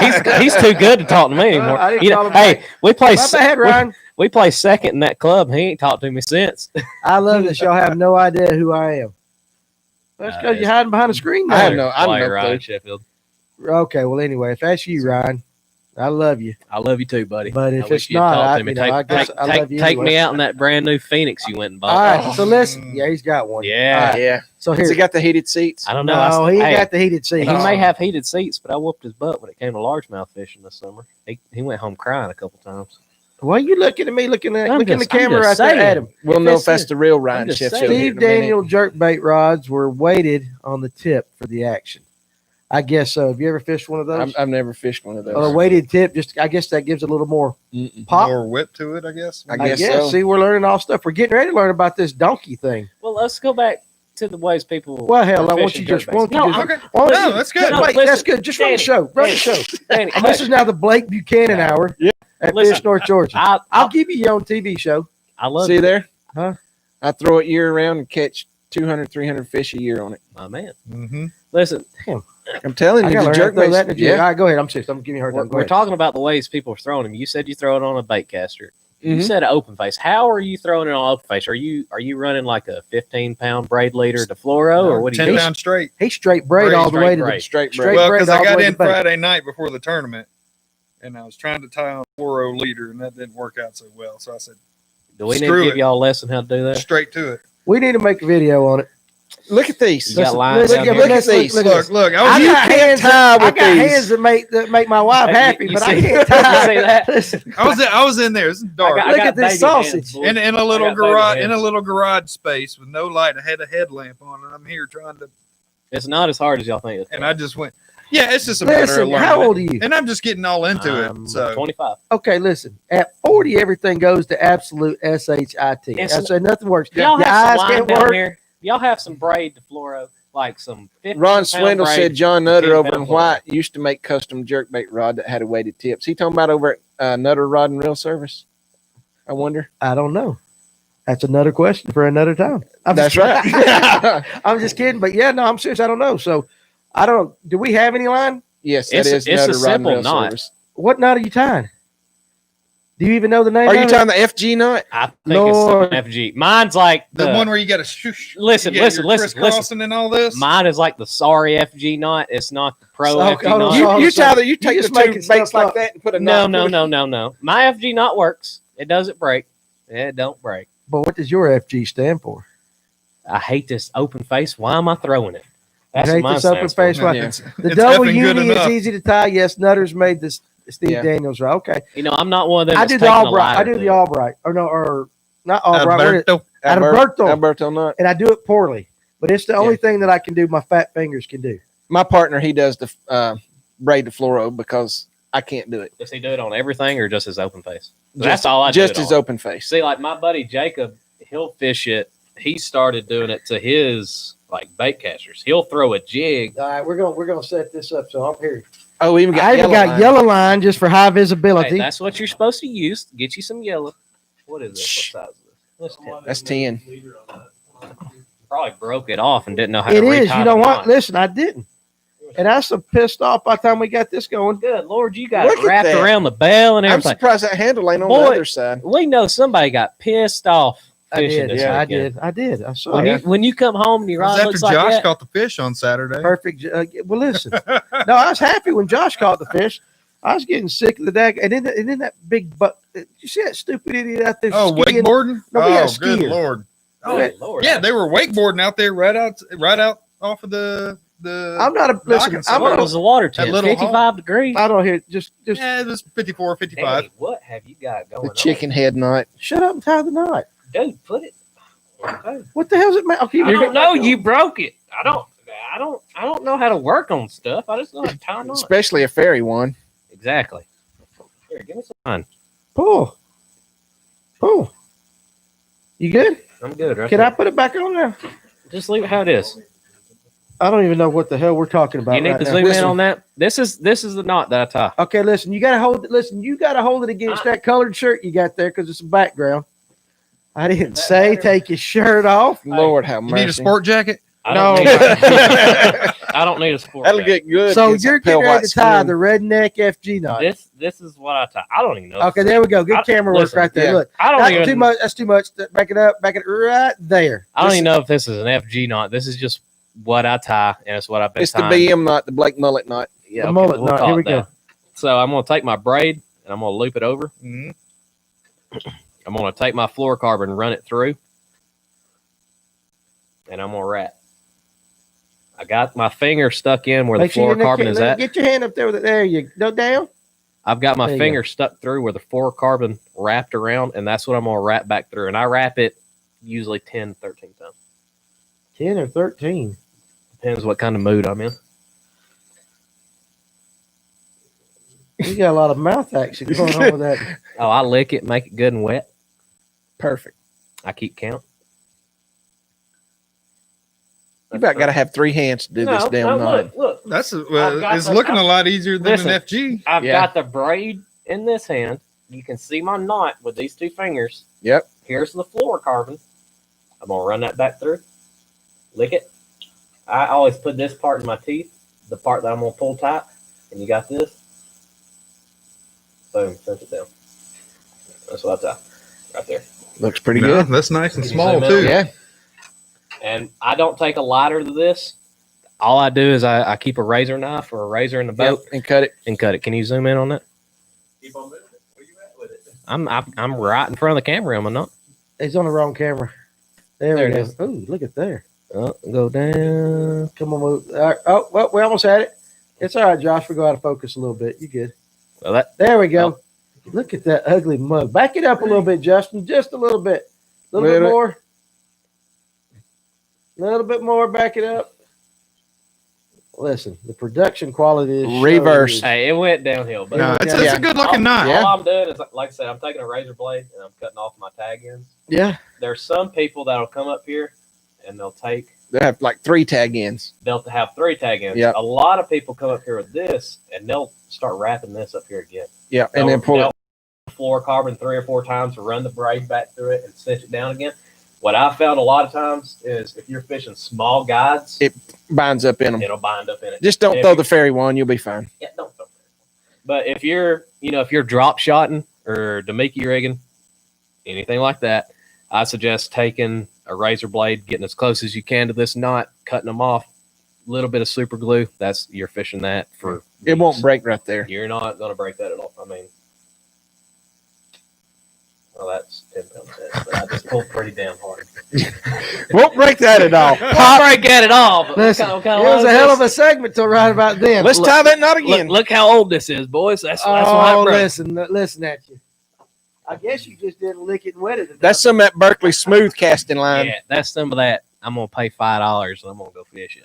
Yeah, I just It is a poor musician What kind of line who you blames throw? his instrument. My light line, it's the Berkeley. Berkeley. It's the blue roll. Everything else I throw Seaguar. That's what I throw cigar. Seaguar. Yeah. but they're the Berkeley light line. I cannot think of the name of it. It's in a blue roll. It's kind of cheaper. It's about $10 Right. full. Big game. I don't think so. I don't know. But that's what I throw for my. That's, Somebody we know throws nothing but big game on everything. hey, you Oh, know, I got. You remember Roy? Yeah. That's all he throws. Berkeley big game. Berkeley big game. He'll go to Walmart and bite on that spool that's been sitting on the shelf for 48 years. You try to unwind it, it looks like a coal spring. Yeah. Looks like Yeah. it's been sitting on Yeah. spool for 5 years. Yeah. And he can throw it. I put that stuff on mine. Yeah, I know. Yep. It goes everywhere. Okay. All right. So great. If you Stephen Barday, how you doing, buddy? Sunline FX. the next Good time stuff. you go fish a tournament, just call me. Be like, hey, I can't tie the knot. I just saw the knot you tied. I need you to come do it. You did not instill me any confidence in that right there. You pulled it apart. Knot, Don't you can fish that all day long, and it is not going to mess up. I tell you what, I'm going to let you tie mine, and if I lose a fish, I'm going to kick you in the nads, dude. You ain't going to lose a fish. Okay, I won't catch it's not going to break that knot. It's Jeremiah Giles that's correct. I am an Izorline XXX guy. Stuff is good. Did I pronounce that right? Izorline? Is that what he said? I mean, no, IZ? I was talking about Jeremiah Giles up there. That's why I'm reading this down there. The So higher one. The key to the jerkbait rods. Enough where the tip will snap on the jerk. Yep. And sit dead, and still in the water. Okay. You use a pretty heavy tip on the rod. It'll over jerk the jerk bait. Over jerk the jerk bait. Don't over jerk your jerk bait. Don't over jerk your jerk bait. Just think of it like something else, Dan. Don't over jerk the jerk bait. There you go. So counting rocks and don't over jerk the jerk bait. Yep. All right. So now listen, I've been waiting. The donkey rig. What is a donkey rig? Well, I don't think a lot of people fish a donkey rig. Hell, much less heard of it. I mean, you've never heard of the donkey rig. So nope. There's a dance in Tijuana. Here's the thing with the donkey rig. Do you only fish the 2, or have you gone to 3 yet? I've only done the 2. Well, you can do 2 or 3. I've tried the 3. It doesn't work as good. But basically, there's too much movement. They'll cross. No, they will cross. Yeah. Okay. You gotta have your leaders. I know where we're going. Your right leaders now. a certain length. I think I know where we're going. Basically, what you're doing with the donkey rig, you're going to throw 2 soft jerk baits, and some people call it a jigger rig. I call it a donkey rig. Okay. I've always heard it called donkey rig. Pre-spawn, spawn, post-spawn, they eat the piss out of it. Don't matter. You got 2 soft flukes on there doing this. They're jerking back and forth because you have the water. You have a T-swivel. You have a T-swivel, and it's going up and down the line. I leave mine free float. I make that leader about 6 inches long on that swivel, and when you cast it out, it's like he said, it's just doing this back and forth. They cross. They roll, all kinds of stuff. So let me ask you. It just looks kind of like a little school of shad. Little minnows. Okay. Yeah, I got that. But now let me ask you this: why not, if we're fishing jerk baits and we're allowing it to pause and stay in there, why not go with a fluke instead of? Too dang slow, and they take forever to sink. Yeah, but apparently we're being patient. Well, not with it, not with the donkey rig. I mean, I don't fish donkey rig in the winter. A jig head on the fluke? I mean, if you put a jig head on the fluke, if you're doing that, you're you can, but I don't think you'd be able to hold it in the strike zone like you do with a jerk. If I'm throwing a fluke bait, is to get it down in that strike zone. If I'm throwing a fluke, it's pretty much fast on top of the water if they're schooling. Just got it like a big super mega fluke. I got a fishing partner those, and you can sell. Yeah, they don't. I get it. They don't suspend, but you can get it down and you pop it. If you're patient enough and you know how your sink rate on a fluke, could you not just pop it? I think it just looks different to the fish. I've got a buddy that'll do that with fluke, and it drives me insane. It's terribly slow, wide open on the trolling motor, and he's just boink, lets it sink, and then he'll jerk it once or twice till he sees it. Right, lets it sink again. Wind it up, do it again. I'm up there like, what are you doing, man? Like, come on. Yeah. And then all of a sudden he's like, oh, there's fish. Yeah, and he's got the fish. That's why I'm asking. What's the difference in the action between the donkey rig and put a nail weight? Well, I mean, no, I know what the donkey rig is, but now a donkey rig, I would imagine you're going to stay a little higher. Yeah, I'm working it like a jerk. Donkey rig will stay 6-8 inches underwater. Okay, so we're not down. So we're not down in the strike zone of a jerk bait like we've been talking about. If you're trying to get a fluke down to 6 or 8 feet, you're going to be there half the damn day. Yeah, because it moves in cold water. It just sinks about that fast. You better put a weighted hook on it, or you better be waiting. Swim bait hook or something to. Which I mean, I've fished bigger flukes with swim bait hooks, but hookup ratio much better with the jerk bait. That makes total sense right there. Yeah, you got one hook versus I'll tell you what. If you run a line through to a belly treble hook on a fluke, it will sink a little faster. That's a good little tip. Yeah. One thing that I've learned about a fluke, I hate them. Yeah, do not like throwing them. I hate a fluke. I'll throw a jerk bait. But one thing I've learned, I will take whatever bass hook I'm throwing, rig it, and I'll take a 3/0 to 4/0 treble hook, go back behind it, hook it in the tail. Mm-hmm. The hook and then a lot of times what a spotted bass will do, largemouth, if you get a largemouth, 9 times out of 10 they're going to swallow it. A spotted bass, they like to chase it like they're herring. They're going to come up, hit it, try to kill it, turn back around. If they come up and try to hit it when it's got that daggum treble hook, you're going to hook them right in the nose, and they ain't going nowhere. If you're having bad problems of hooking up on a soft plastic jerkbait. Put a treble hook. Put a treble hook in it. There you go. See, and a lot of people don't do that. See, how would you hook your treble hook? Do you hook it on the bottom of the tail, or do you go over the top? I hook it on the bottom. See, I go over the top. So I'll run my hook through, and then I'll run my treble through, put my treble on the back of the tail, and then run my hook weedless. Yep. That's how I do mine. I put mine on the bottom. People's different. It doesn't make it swim any different, anything like that. But I have found I have a lot of problems keeping fish hooked up on a soft plastic jerkbait. That's why I don't throw them. If I know they're eating a fluke, I'm going to throw a jerkbait because I feel like I'm going to get the same amount of bites on a jerkbait, and I'm going to have a better hookup ratio. When I'm losing fish, I don't like that. I want to keep them. I want to put them. I think Ron put a good thing there. You know, I guess it's all dependent on the brand of the jerkbait. The caffeine shad. It seems a little heavier. Caffeine shad is a good action. Yeah, and so. But I want to stay with this wintertime bite because you're talking about you can throw a jerkbait all year long. I do throw a jerkbait all year long. Okay, so you can ask anybody that fishes with me. What's my go-to bait is a jerkbait. I'm the same way. If you're around a bait, if you're around a school of bait and there's fish in it, you throw a jerkbait, you're going to get bit. Yeah. Okay, so now let's talk about this. Similar, let's say you're on a lake that has brush piles. Guys, brush pile fishing. You come up on brush pile. You know you got a waypoint there. You sit back. You throw. Do you throw the jerkbait across the brush pile, let it sink down and come through, and try to pull them up with that? Like depends on how deep it is. Well, I mean, if it's not going to sink down to it, I mean, if you see fish suspended above it, then yeah. I'm just wondering, but a lot of people will throw stuff like top water.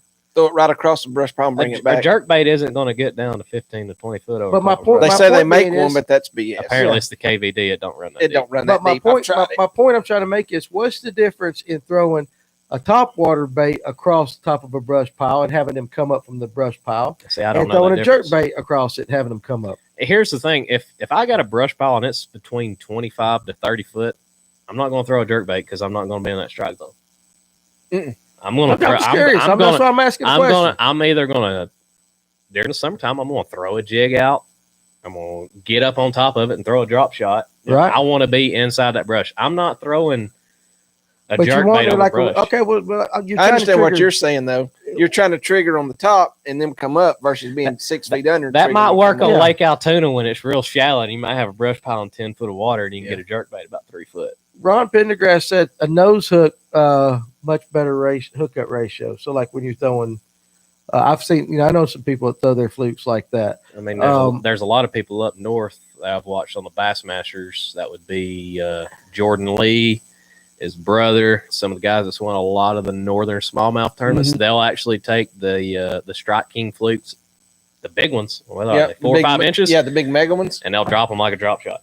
Then so because you're like me. I mean, when I bring a guest on here, a lot of people think I'm not going to think I'm an expert, but they think I know what I'm talking about. But I actually sit here and listen and try to absorb what everybody's saying. And you're kind of new to this. So what I mean, I'm not pro by no means. Yeah, but you fish. You got some experience with it. Yeah. So coming from, and I'm not saying a novice, but somebody who hasn't been. Might as well treat it that way. Well, I mean, I've been fishing a long time too, but I still consider myself a novice with all this other stuff. You learn every day. Yeah. What questions would you have for either one of them, as far as setup? Right. I mean, do you have any questions from a kayak perspective as well, too, like that? I mean, is there anything different from throwing it? Well, no. No. So I mean, so everything. Yeah.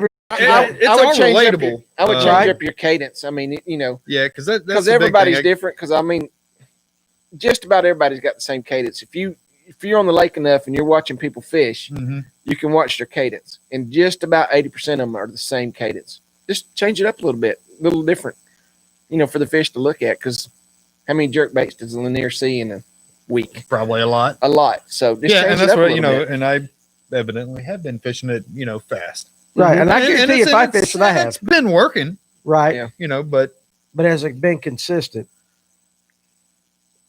Probably not. We didn't catch that many on Saturday. Right. Well, what I'm wondering is I mean, like you, I'm one of those people who, and even with the jig and everything, I'm just fast. I can't get. So this slowing down is important, no matter whether you. Now I knew when I started throwing a Ned rig, I always got told, if you're throwing it slow, Slow down. I ain't throwing a Ned rig. Oh, I It's love too the slow. There's that bathroom. Boy, he didn't listen, did he? He didn't listen. Didn't we Jeez. tell him if you have to pee, Do not flush. do not flush? Guys, we got a pressure valve in here that sounds like a bunch of angry hornets when you flush the toilet. And we told them all before the show, don't flush. And You went up there and flushed. I know, I forgot. You may get more depth out of a jerk bait on more of a pull than a jerk also. You can. I can cast my jerk bait a long way. Yeah. And I will wind it. I will crank it fast to get it That down. was my next question. I was going to go, how Yep. do you get it down? What do you do? What I special crank technique to mine get down. it in the strike Because zone? I make such a long cast, Right? I'm able to crank it down real fast and get it down there. Okay, Then I so start what working gear ratio reel we using? Do you know? God, I don't know. But it had to be pretty fast. It's to as get it down. fast 7.2 maybe. 7-2, I've seen Yeah. a lot of people just when they throw out, and some people do it I with jerk crank mine bait. real They get a big. A lot of thing. people boom, jerk boom, them boom, to get them boom, Boom, down. boom, get it Yeah. down. I wind Okay. mine down. How long do you think, honestly, for somebody that's not familiar with throwing jerk baits? Let's just say you make a 60-foot cast. Just how long will it take to get that bait at 6 feet from 60 foot? How far? Depending what time of Yeah. year. What time of year and Okay, your right line now, size? right now, we're Right talking now. because it's cold outside. On 10-pound line, You're going slow. take So I mean, is A it back? minute. Are you halfway back to the boat before you're in the strike zone? it. No. You can get it down within 15 feet, I would say. 15 feet. Yeah. So Even- you're even- fishing 45 feet, and then so at 45 feet you're probably in the strike zone. Yep. And then at what point does it start coming up, like say in the boat or a kayak? I would say, 10, 15 feet from the boat. But when it starts to come back Yeah. up, Yeah. Probably about 10 foot. Probably Yeah, about 10 whatever. foot. That's Okay, all. so the reality is on a 60-foot You're cast, fishing 30 feet. you got a 30-foot strike zone, You need to learn to cast about 120 feet. 120 feet. Yeah. Well, I'm just and I Get just some use long that ones for with that jerk bait. Yeah, you can really. I was just using that for an example, though. Same thing. So same thing. If you threw it 120 feet, You're you're fishing 80 feet. you got 80 Yeah. feet. So in your thinking with a jerk bait, and I'm just trying for somebody out there that don't throw a jerk bait a lot. Your thinking is, okay, I'm gonna cast past what I'm at. I'll have it in the strike zone at X length or X amount away from me, Mhm. and I'm gonna keep it in that zone until Mhm. Y. So you have to put a little thinking into You it. do. So if you do it right, like you're fishing the edge of a dock or something, you want it in that strike zone when it gets to the shadows or What something like about a that. Kitech Here's and a the- spark shad? I'm gonna give I like this. a Kitech bait. Context is good. Yeah, it's a good bait. Here's a video on Instagram. This is the guy fishing his live scope. Right here is the jerk bait. Watch how long this jerk bait is sitting in the wintertime. And guys, for everybody that is on Instagram, this is On 'em Fishing. He just made the Elite Series. He's running a Garmin live scope, and you can see the jerk bait It's just jerking, sitting. and you can see the two bass behind it. Can you make that out? Yeah, I can make it out. But so this is on them. This is- Spell this- that out. This is Spell it out. his name is Matt Robertson. Okay. He just won a tournament up on Lake Cherokee, got him into the Bassmaster Elites. It's Okay. ONEM, ain't it? Yep. On 'em fishing. ONEM_fishing. Okay, that Guys, video's on that on he- Instagram. He will break down anything you want. Good old redneck boy. He's Mhm. made the Elite Series. I'm backing this guy all the way. He's like, if you're a redneck guy, you want to try to make the Elites. This is somebody you can get behind. He's still at home trying to Gotcha. make it. I But gotcha. he posted a video. This was posted 2 days ago, and it's got his jerk bait with fish following it. Little late. A little late, Eric, but we appreciate you playing. You ever throw a spy but- bait? Yeah, Throw the spy 6 bait's what cents. I want. Spy bait is what I wanted to, because that's similar to the jerk bait as far as getting in the strike zone. It's a lot slower. It's a lot slower than a jerk bait. You're just Because it goes down like this. It sinks like this. It's got that wobble as Yeah, it goes down. and you count it. knows you It got to sinks count up- down. It's about a foot a second from what I've figured out, and it just if you've got a live scope, you can actually sit there and watch it, and then you can pull it through and your then you bait. can pull it right Yeah. through. Other Okay. than that, it's I've It's got about slow. 10, and I've caught fish on them, but I don't ever get them out. But it's No. very similar though in as far as you're thinking, strike zone over a particular spot. Well, see, here's the thing: is say you've got a brush pile sitting at 30 foot, you're going to throw that thing, and you're going to let it sink to about 25 foot. Between 25 and 30, you want it to be Bring above that right brush, over the top Yep. of it. and you're just slow rolling. That That's all may you're be doing. too fast. That slow. That may be too You're, fast. hey, you're depending on throwing your- this thing on an open face. You just like want those little 10-pound props to test. barely I mean, turn. You're I mean, barely yeah. turning this thing, and So it's you want the painful. props to barely turn. Yeah. You It's know, got to move slow in the wintertime. you have people talk about fishing a worm slow. You're fishing a dang spy bait slower than a worm, Yeah. and I'm just like, Get that out of the boat because I'm not. I don't throw them much. I don't anymore. either. Okay, so Jeremiah Giles, who I've talked about getting on this show because he's a bevy of information there. Jerk baits will get inactive fish to rise to it and react. Lipless is better when the fish are on the bottom. Now, when we're going lipless, we're talking If I'm throwing a rattle lipless, traps. yeah. If rattle I'm traps. throwing a lipless, You can yo-yo 'em. no, you know what I'm talking about. You up on Gunnersville, Chickamauga, throwing them in grass. I do not pick one up unless I'm on a grass lake. You got to throw it in the grass. You got, and when they bite that sun gun in the grass, You've got to snag it in the you grass. better hold on because they just, Yeah. Yeah. It's fun. A lot of people throw lipless up there on the grass lakes. They'll throw it on the edge, throw it in the grass. You find grass that is still alive or somewhat there, dead, and you're throwing it out. That thing hits the bottom. You're 1-2. You rip it through Let it. it drop. That's a good question, 1-2, Kevin. Let it drop. So I'm gonna get to Kevin and then Ryan. So is lipless better when? So now Jeremiah. So you guys are talking about grass lakes. I think Jeremiah's still probably referring to Lanier style lakes. And I've Kevin never wants to thrown know. one on Lanier. Okay, so he I wanted to know hadn't if lipless was better when the water is super cold, like in a shad kill. So if that's a case, and we'll figure that out. Lipless is, to me, supposed to be thrown in the wintertime because, like I said, I don't throw them a lot on Lanier. I've never thrown one on Lanier. I've thrown lipless crankbaits on my grass lakes, which would be Nickajack, Chickamauga, Gunnersville. Those are lakes that are close to us or close to me. What's that lake you wanted to go to that I sold you those jigs for? That's Logan Martin. That was Logan Martin. Yeah. That was for that specific lake. Yeah. Okay. All right. I like Logan Martin. I mean, But no, he's right with Chickamauga. If you start reading their reports now, Right. it's going to start saying caught on lipless. from lipless. probably about right now. And they'll be double-digit bass. So when they move up into March, if I'm not mistaken, it was last year or 2 years ago, and this was at Skull Island, in the Skull Island area. A guy caught one that was like 14.2 and like 8 foot of water. Ripping it through grass. And when they say a ditch up there, it's not like a Lanier ditch. No. This is a ditch that is 10 foot, drops to about 12. Yeah. And That's the ditch. he said that he was throwing it right in the ditch, ripping it, and it was like, God, it was 13 or 14. Yeah, it was right at 14 pounds, I think. And if you're throwing a lipless crankbait, you're going to be throwing it during the wintertime. Go with the old school. What's the Rapalas? No. Who makes the old school ones? The one that's been making them forever. Rattle trap. Yeah. Throw the original rattle trap. Do not get a bait color. Throw it in a crawfish color. Okay. All right. Let's get to a couple of these questions. First, Ryan Morosi. Can you fish spy bait in ditches? Yes.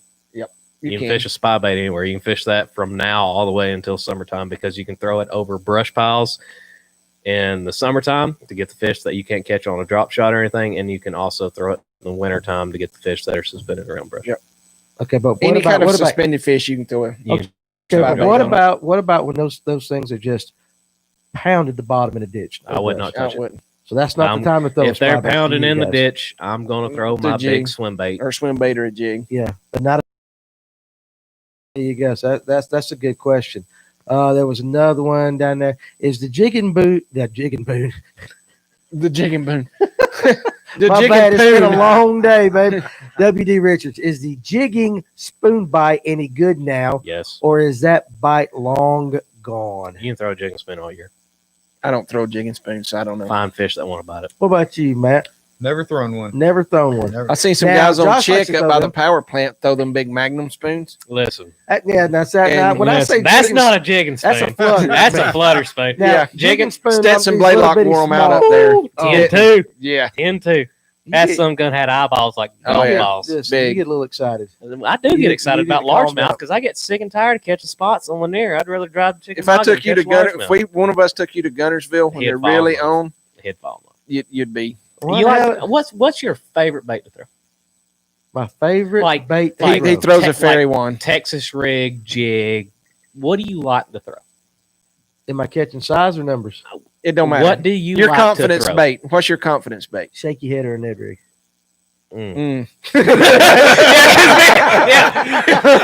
But listen, spinner bait. I like Gunnersville. I like spinner bait. Or if you want to get on some big fish, let's go up to Chickamauga once they post spawn and go throw a spinner bait around some grass lines. You throw it all day long. You talk about get your arm jerked off. Yep. Donkeys. I've got a guy. He's kind of animated when he gets a couple Listen, beers. Don't guess. Listen, Don't no, guess. Lake Chickamauga. If I could afford to move the lake anywhere I wanted to, I'd But you move Lake couldn't be Chickamauga. on the show if you was up there. It's a 2-hour drive. You would drive 2 hours. I love you, Danny. I'd come down here anytime you need me. You got Romance. bromance. Exactly. But I'm old enough to be your dad. listen, I don't. I mean, my oldest daughter and you're the same age, son. So I mean, Daddy just turned 52. So I did like the way you licked that daggum knot. Hey, listen. So He did run it up and down the line a couple Up and down the times. line, didn't he? Hey, All right, keep going. Come on. we've got a buddy that lives up on Chickamauga. We met him like 3 years ago ledge fishing with it. I was trying to figure the ledges out. Couldn't ever figure them out. Was it Hayden Lamb? No, it's, You know him up there? Texas rig His was an old name's- monster. Amen. Levi something. He's a hammer, but he don't fish tournaments. Okay. He's a fun fisherman, Mhm. and he pulls his phone out one day. It's pouring rain. We're sitting. Yeah, in the he dock. is, He's right Nate, I next to know. us.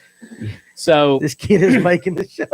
we get to talking. Yeah, to that's him. the truth. No, listen. He don't shut up. You gotta see. He sits up here. Hold on a second. He comes up here to the store and he will sit for 4 hours, and it sounds like this the entire 4 hours. So I know it very well. You do talk a lot. Yeah, I do. We But have a good time. We have a good conversation. Ron's right. Interesting stuff. What do you say?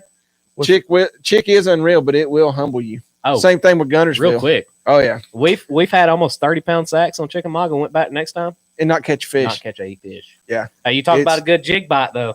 Yeah. Go up there, post spawn around some docks. You can look up Kyle Welcher too. He Whoa. just turned pro, but he fished a Hey. lot on Chick. Did you see how good he did in the elites this year as a rookie? He's a good, Boy, he's a good tore fisherman. it up. He's a as good a rookie. fisherman. Listen. Okay, but back to my story. So we Back met this to guy your named story. Levi, and we got to talking about And not here fishing. goes the rabbit hole. Yep. It's Yep. coming. You knew he would step in it. Yep. Give him a spinoff show. Yeah. I'll give him a spinoff show. We will set something up. How about a little like Blake's? We'll fit like Blake's quickies or something like that. Just a little 5-10 minutes. Blake's quickies that can Blake- go south I'm in a good at hurry. quickies. That's Yeah, what I see? heard. But You hey, know. listen. So we met Levi. We got to talking. There are some night tournaments that go on. I think they're either Wednesday night or Thursday nights. They're 3 fish limit. Hey, them guys. Hold on a second. Them guys for tactical bassing. We don't care about them. We Yeah, don't they talk just about they just tactical they just bassing on move the this show. chick. They're pretty good guys. They're okay. A Wednesday. They know their shit. They do. Hey, watch your mouth, man. It's a kid show. Go ahead. Come just mess with me. Wednesday or Thursday nights up there in the summertime, you're looking at 20+ pound bags with 3 fish. I don't know if I can take you serious or not. No, he's serious. That's dead serious. You Get can on look That's it the up. way he looks at get me, on though. the Lake Chickamauga fishing report, and Uh-huh. when they start posting tournament results and stuff, it'll blow your mind. You'll be the Why are we going? I mean, that's unreal. We can for go right here. now if you want to. I'll load up tomorrow morning instead of going deer hunting. If you want to drive to Lake Chickamauga, we'll go. It's $25 for a 3-day pass. We're going to go for 1 day. We're going to fish from 8 o'clock till dark. Man, it's the Wednesday before Christmas. I cannot leave the Oh. store. I'm sorry. I ain't like you. Well, I can't Huh? help that you're not divorced. There's a reason. Oh, Ricky, hey, come on. two knuckles. You got to go knuckle deep. You gotta go knuckle deep, You got to baby. go knuckle. seriously. Yeah, that's an inside joke right If- there. if- I ain't even going to ask. I just if- told him if he, no, I can't. no, no. Uh-uh. The, All right, here we the go. best time to go up there. That's right. I like See the right post there? spawn. 2 years ago, 3 fish fish limit, one one term. Almost 30 pounds. It's crazy up there, man. But the thing is, here's one thing. I've been fishing it for 4 to 5 years. I've been on it about 4 years. The Corps has started spraying grass. Right. They've started killing the grass because Idiots. Because the homeowners, Uh huh. we want to enjoy the lake. We want to wakeboard. We want to do Yep. this. It's hurting the population. It's taking the mats that their offspring go into. The Right, feed. It's right. killing the offspring because they're spraying the mats. Same thing with But Gunnersville. also- they started spraying it too. But Gunnersville's finally coming back. That's Yep. the thing. It took It took for 3 Gunnersville years, 4 to 4 5 years to to come back. Yeah. But now Chickamauga is on, I feel like, the downward spiral because there's so many people up there fishing. They're spraying the grass. Back when we started going 4 to 5 years ago, you could find a grass mat anywhere to go flip. Nowadays, it's like, well, Well, they got those invasive go. carp in there now too. They've confirmed it. it's, TVA. it's not as bad as what it is up on Kentucky and all that. But once those But carp they're- get in the they're lake, there. it'll diminish it. They're in that river channel and the TVA right now. Jumpers. Yep. The Asian carp. And And they if will those eat. things- They don't have no natural predators. They'll eat everything. And if a lot of Really? people run Yep. gill nets up there, me and Jacob was up there last year, and we kept seeing this It looked like a damn dinghy. They're there. Jeremiah said a guy just broke the Chickamauga Lake record with a 15 plus. Posted on the page. I believe 2 or 3 years ago. Yeah, that fish was already. I've seen that one. I thought you just said. I'm just saying. I keep up with it. There's some giants there. That fish come out of the creek right above the nuclear power plant. There's on the left, the nuclear power plant. That's why there we go. 30-pound. I'll tell you what, that nuclear power plant, when they get up there and they start running and that warm water gets going, warm water starts go coming. Up there, throw a swim bait, start catching catfish, anything, because it's warm water coming around. Just circling in a big eddy. And you just see a big circle out there in the middle of the river where the water's just churning. There'll be people out here on damn pontoon boats with like 5 or 6 catfish. You got to go right up against the bank to get around them. It's like, Hey, what about that stretch of docks right up past the power plant? That's a secret, but you know about it. I know about it. Yep. 30 pounds. Hey, listen. Hey, my 30 pounds. My fishing partner last year caught one in Chester Frost. That was, I guarantee you, that fish was over 10 pounds. I feel like he threw it up in 6 inches of water. He's like, damn, one just bit it. Me, if I feel a bite, I'm setting the hook because the fish ain't got no damn hands. Right. It's in their mouth if you feel them bite it. Absolutely. He set the hook, it come up out of the water, and I guarantee you his mouth was that. I mean, their eyes look like quarters. I watched Jacob catch one. And it was in 6 inches of water. It was right there before they started going to bed. And it come up to the boat. It went under the boat and went, boom, popped off. Hit her head on the boat. Hit her head on the boat and popped it off. That messed him up the rest of the day. If any of you love to throw a jig or just want to see some different water, go to Chickamauga. Why don't we go next week? I'm going to Alabama deer hunting. I can do that. I'm off Monday, Tuesday next week. You ever fish the hump in Chester Frost that everybody rides over? I got a show. Do you ever fish the point going in Chester Frost?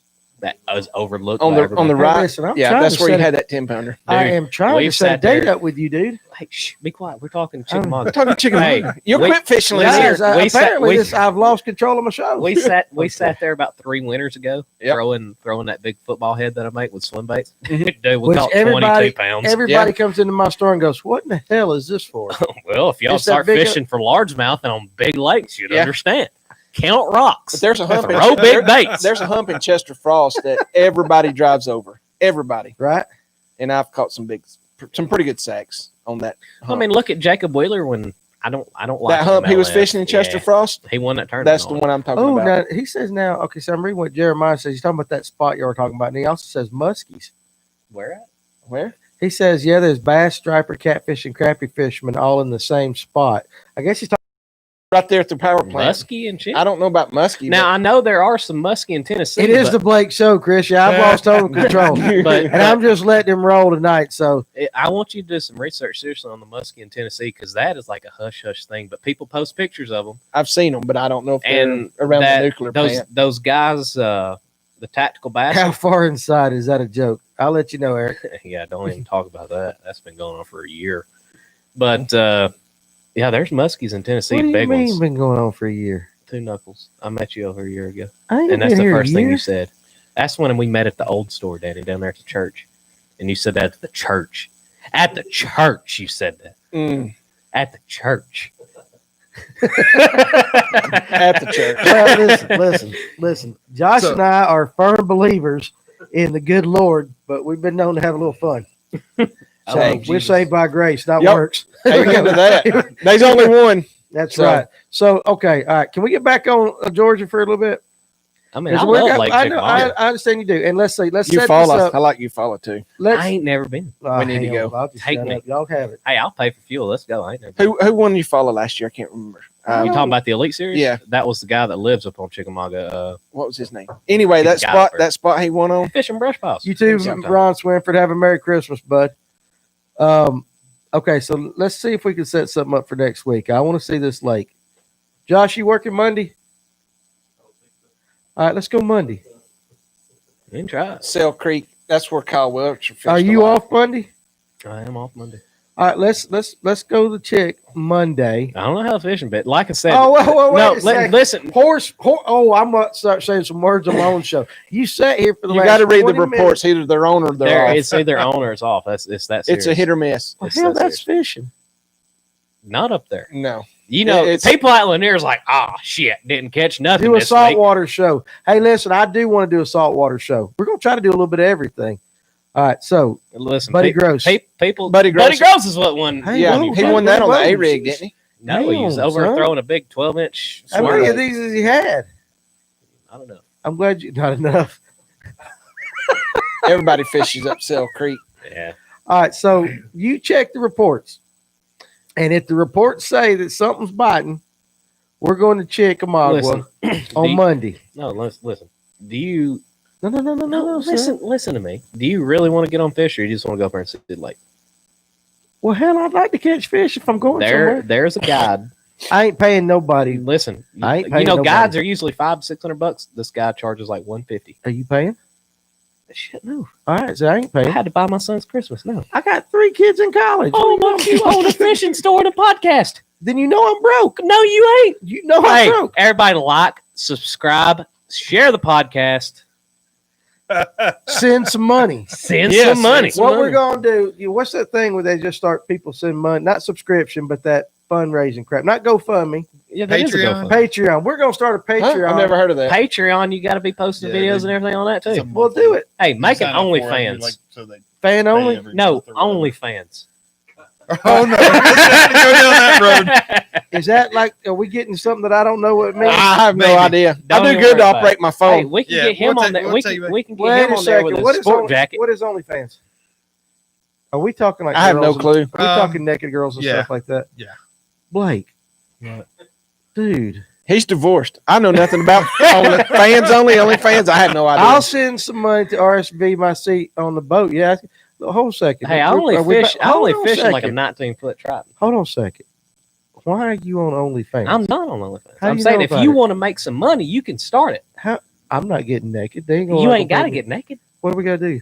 I want to make some money on this show. Maybe post some I want to make some guys. I'll subscribe to you for that. Don't go down that OnlyFans rabbit hole. Yeah. I want to make some money.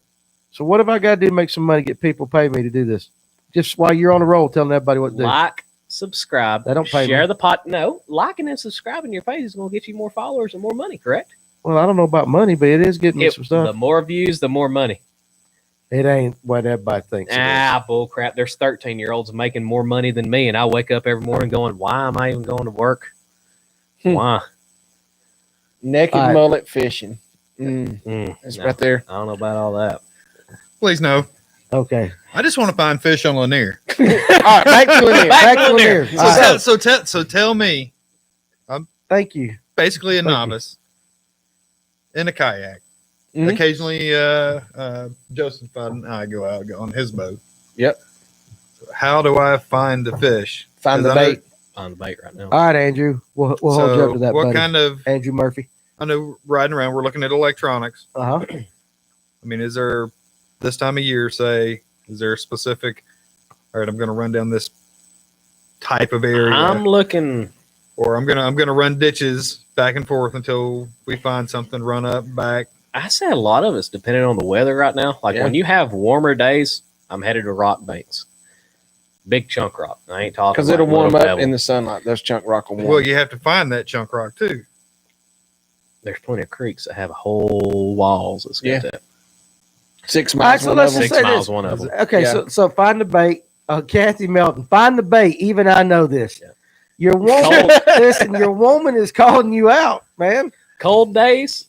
I can't believe she's still here, but hey, way to go. But they're probably in there crafting. They got a whole craft station in the they're just listening living room, dining room area. I got you. Okay. Cold days, like real cold days, I'm doing nothing but ditch fishing. If it's getting up warm in like the 50s and the sun is just out. So you drop shot once you get up in the ditches, I'm drop shotting. I'm drop where they're at. You get in the live scope, that's going to help you a lot. You can literally sit there and pinpoint them. Kind of limited in a kayak. He just can't jump from 6 Mile Creek. Exactly. And run up somewhere. So Jeremiah goes hit points, humps, and ditches looking for brush and bait fish, basically. Especially this time of year. You find bait right now, you're going to find fish around it. 9 times out of 10, the bait is going to have fish under. But again, he's in a kayak. He can't run to one place and boat. So you've got to basically in your mind think, okay, I'm going to fish this area. Just fish it slow and fish it hard and fish it thorough. I have to. When I, See, not trading 100. Appreciate you, buddy. Do you have? You have a Merry Christmas. I know you've got the Garmin. What's the lake map that comes on those Garmins? It's actually Navionics. Navionics. You can actually get on Navionics and sign up for that. The beta is free, and you can look at every creek on there, and you can pinpoint where the points are, right? Where the ditches are. I've got a buddy. He uses that Navionics a lot. Back when I used my old Marantz, didn't have a chip. Yep, Navionics. It's navigation. Navionics. He pronounced that what he's saying. Sounds good. That's all right. That makes perfect sense. If you're thinking about it, like, say, I'm gonna go 6 mile. If I was you're in a kayak, I'd get on Navionics that night. I'd find the ditches, find the good points, and that's all I'd fish. And look for the chunk rock if the sun comes up. Google Earth. Google Earth. Yeah. Now I tell you what. Now seriously, this was on Hickory Log. Josh and I did this. We pulled up Google Earth. And you can see back from when it was a creek, and the next year, and it shows where they cleared. Yep. It shows it shows everything before it floods. You know what? Up, I played with isn't it Google Earth Pro? Yeah. Yep. Yeah, you just download a little thing on the web because I did that with actually going down to Florida and fishing the bays out there looking for.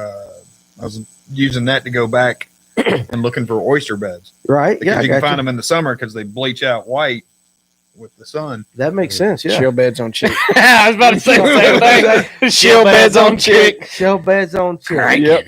Yep. But that is something that you use a lot of people they think technology is just a fish finder, but I mean you get on one of these computers, you can find just about anything. Yeah, you can find anything. Okay. Yeah. I love playing with the you can find them, you still got to catch them. You still got to catch them. You know, one thing I'd like to see you do, Danny, is Lord. This is fishing. Okay. All right. Hook up on a tarpon. Well, I'd love to. Dude, y'all talking about? Have you ever been? Has anybody at this table ever been tarpon fishing? No, but I've seen some guys catch. Last year, I went to Sarasota with my brother-in-law, Brian. Okay, you know Brian.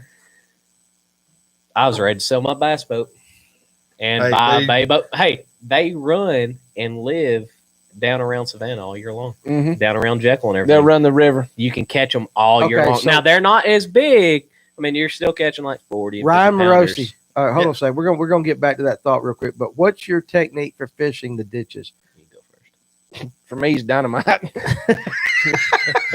I suck at ditch fishing. Well, I tell you what. I've been told by many, and then we'll let the expert right here. I'm no expert. That's okay. I don't fish many ditches. I'm learning. So if kind you're, of guy. Yeah, go ahead. If you're not using a drop shot on a ditch, what are you using? I'm throwing my big 1-ounce swim bait, dragging it on the bottom, or I'm gonna throw a Damiki rig and drop on their head. And I wasn't doing that until I got the live scope, and we went out last week with live scope, and I figured out drop on their damn heads. They don't bite. Move on. I'm dropping a drop shot at a Damiki rig now. If they're not biting that, they're not going to bite my swim bait. They're not going to bite my jerk bait. No, because this is a smaller profile. Right. Exactly. I'm more of a hump and point person. I'm not a ditch person. I like the main lake points, in humps. Yeah. That's See, I'm not a big hump fisherman in the wintertime. I ain't never done that. When I hear about hump fishing, that sounds so dirty. When I hear about hump fishing, I ain't even got to do that this episode. I'm over here during the summertime, up throwing a swim bait. Blake, what type of swim bait are you throwing? Cody Jones said no, he ain't throwing a damn Damiki. That's my partner. That's his partner.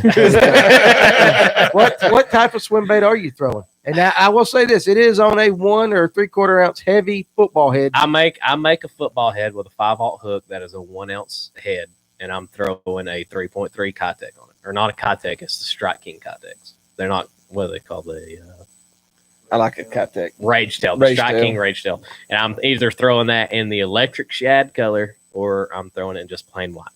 Electric shad, I use it when it's a little more cloudy, and then sometimes the plain white when there's. So then you're using that big one just because it's so deep, or I'm using it because I want to be on the bottom during the wintertime. I'm wanting to count every rock. I'm wanting to slow roll it.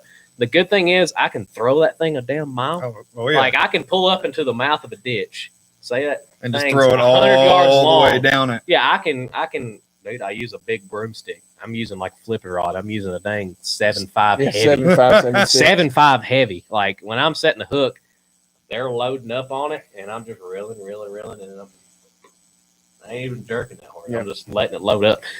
But I like the 1 ounce because I can throw it way down the ditch. and I can sit there and watch my spool. You can sit there and watch it unwind. Stops. Click your reel, and then you're just the whole time.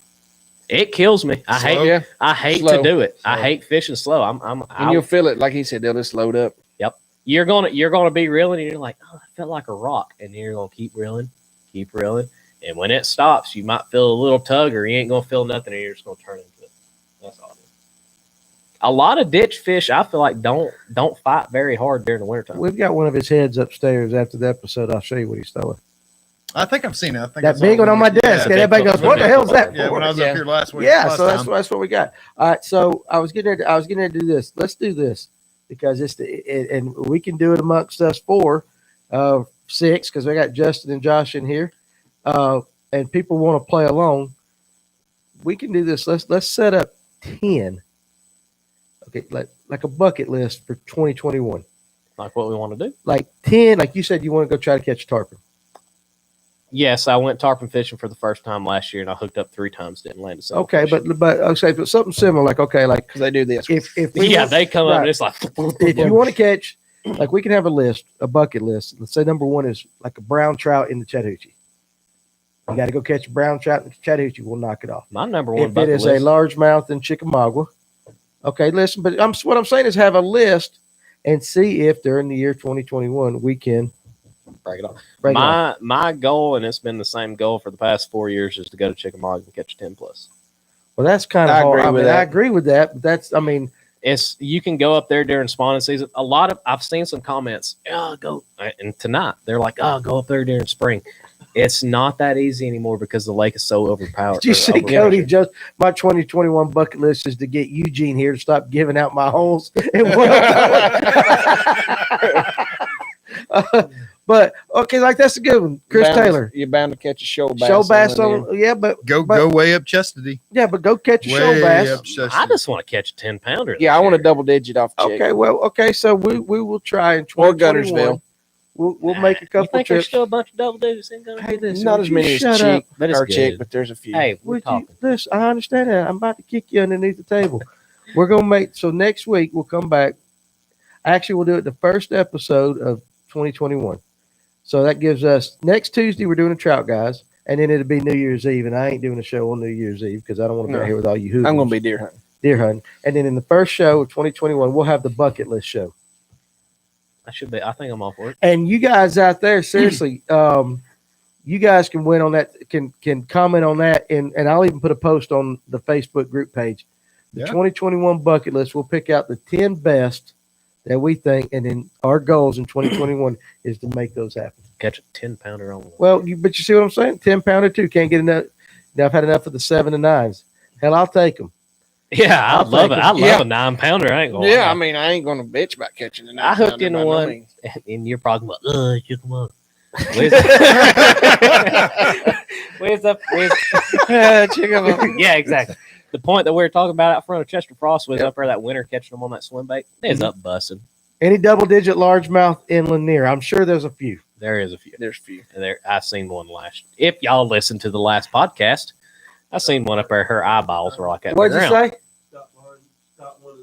Yeah, Scott Barnes he caught a monster. Did he? Yeah, I mean it was a nice one. How much did it weigh, Josh? I think so. Double-digit spot. That'd be nice. Was it a bedfish? I don't know. Hey, you know what you need to do? You talk about double-digit spots. You need to raise enough money for you and Josh to ride out to California and go fish that trophy spot lake up there. It costs you probably about $1,500. You couldn't pay me to go to California. I thought this was the Fish North Georgia show. No, but I'm saying you talk about giant spots for a trip, like for 8, 9, 10 pound spots. Those things feed on like salmon. Scott had a great. It was 10-2. Oh wow! Yeah, it was a nice one. Hey, Kurt, you finally popped up there, buddy. Giant. Glad you're there. Okay, so listen. Okay, here's our goal because we're getting late on this. What's your number one goal for this upcoming year? Your number one goal. Now, in what though? In anything? Let's say between fishing and this company, your number one goal. Oh God! Wow! Hell, he's asking the question. Listen, I'm getting serious. Like, would you like to 20,000 subscribers? Or what? Well, of course, everything is my number one goal every single day is when I open the door of that store. That if somebody walks in and needs a help or a prayer, I'm there for them. Well, you already do that. You've done That's that. good. You've That's done my that. number one goal. You've done that for me several times. I've done that. We all need those. So that's my number one goal every morning when I get up. And it is, and I know we sound crazy and all this, and is if I think a person needs to know who the Lord is, and that's to tell them who the Lord is. That's my number one goal every single day. You do that already? I do that. I know people think we're hoodlums, but I do that. That's my number Danny one is one of the best men y'all can meet. No, he's not. Oh, no, don't even I'm lie. not. I am not. How much have you helped me? And you've only known me what? Personally, you've known me what? 4 months? Well, you just told 5 everybody on the show I knew you a year ago. We met a year ago, but how long have you about 3 to 4 months? 3 4 months. You don't know how much you've been a blessing to me. I know, son, and I love you. Is that I love you too? I know. This bromance is getting kind of weird. Yeah, we need to shut We up. got to put some tissues out here. Cry. I think he's trying to kick us out. Yeah, no, he's saying, look, it's time to wrap this up. Y'all need to go home. But he's old. He needs to go to bed. Listen, son, but that's my number one goal. I'm usually in bed by 9 o'clock. I ain't gonna lie to you. I am too. Except the only time I stay up late is Tuesday and Thursdays. That's the only night I stay up late. But my number one goal is to do exactly what we did with the Team Cody stuff. So as long as 2021 we continue that, and at the end of 2021 we've done that all year, I don't give a shit what happens the rest of it. I love to see some more of that stuff, man. Well, that's awesome. That's what we I think do. Chris Taylor said they were working on. Absolutely. Y'all start crying and I'm out. But listen, honestly, I want the store to be open. Yep. I want our store to be open, fully stocked and open, and I want this show to grow. But I want it to grow to do two things. I want it to not only when we have nights like this, people to actually learn some stuff, but I want to be able to say I entertain people, and the people we entertain people so that 4 hours of their week is not listening to political crap. It's not listening to all the stuff. Yeah, somebody's wife or girlfriend bitching. Yeah, but that drama. That the show at Fish North Georgia is a welcome relief from everything else. And how can they do that?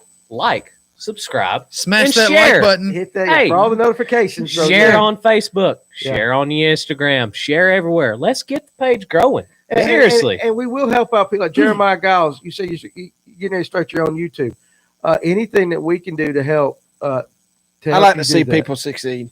Exactly. We will help you YouTube and post you. And Kevin, look, I look forward to this show twice a week. And thank you very much. Yeah, absolutely. I mean, I love watching the show. Terrible guest this week. I mean, I get up. You can ask my wife and daughter, and like you said, I'm usually the first one on there. I'm sitting there waiting for it to come up. Yep. I'm just waiting to see if Danny. I'm just waiting to see if Danny gets my phone number right every week. I'm like, well, this is about to go south. That needs to be his number one. That's my number one. That's your one goal. I got to get the water's heating in there number correct. Yeah, and I learn something every week from watching this show. That's true. It's true, and it's causing you. It's going to help me, get better with my fishing. That's all we're doing. Josh and I started. This is funny because one of the last episodes. Our first podcast was last year on October 20th, somewhat late October. All right, but the actual idea for Fish North Georgia was started on a boat. Josh and I, when we first started tournament fishing, we didn't know these lakes like Hickory Lock and stuff. And Josh said, "You know what? We went to YouTube. We went to stuff trying to learn on these lakes. And there wasn't nothing there." And Josh said, "We need to start something to teach people about these lakes." I feel like this thing's been, and that's kind of where that's kind of what we're trying to do. Now we've gone several different avenues, and we'll circle back to an idea, stuff like that'll work. But that the whole purpose, of Fish North Georgia, is to build a community of like-minded people that like to fish. They're good people, like to discuss stuff, willing to help each other out. And then we kind of feel if we do that, build the community, that the big guy upstairs, the money will come for us. Absolutely. Make a living out of it. And I don't mind showing people how I fish or where I fish because I've learned, and I'm like I said, I'm no pro, but I've learned it's hard to catch somebody else's fish. Doing the same thing. Blake may, even in me and my fishing partner over at Gunnersville, back on that 2 years ago, throwing the exact same spinnerbait because he had done put 5 in the boat, and I'm like, okay, it's time. I'm tying on spinnerbait. You ain't gonna catch him like he's the exact same spinnerbait, but I could not catch fish on the spinnerbait. And that's just how I tell people, like, hey, I'm throwing a 1 ounce swim bait, or I'm throwing this Seville doing this. Like, hey, if you can catch them the same way as me, good for you. But this is how same way as a jerkbait. Yeah, different cadence. It's not like I'm a pro out there winning all kinds of money. Like, I go to fish to have fun, Yep. And to compete with my buddies, like I don't fish no big tournaments. I fish Friday night pot tournaments when they come during summer. Right. I can't fish a lot of Saturday big tournaments right now because I got my boy. I want to spend time with him. Right, exactly. But all right, so I'm gonna hit these three comments. First of all, Chris Nation, thank you, and that's why we started it, and we're gonna do in 2021 a lot more on the smaller lakes. So that's coming. We need to get up the Blue Ridge and do a wintertime Blue Ridge. We need to do that. Jeremiah Giles, great platform. Listen, and like I said, we want to teach them. I'm not the flute master. I'm not going to tell you I'm teaching the world to fish, but we do want when people pull in, and that's his stick. And I know I'm not knocking him. I mean, that's what he does. What I'm saying is we want people to be able to come here, learn a little bit, but also to be entertained, have fun, cut loose a little bit, and just have a good time. Ryan Morosi, one of the plans is to do stuff like that on the water. Now, see, here's the thing. I'm straight up with people. All this stuff, this gear and everything, it costs an ass load of money. Oh yeah. And so then you got to get wireless mics. Yeah, I know. Oh no. Watch your profanity. Watch your profanity. Well, I mean, it does. So it takes a lot of money now to do wireless mics to where, let's just say Josh is in a boat filming, me and another guy on a boat.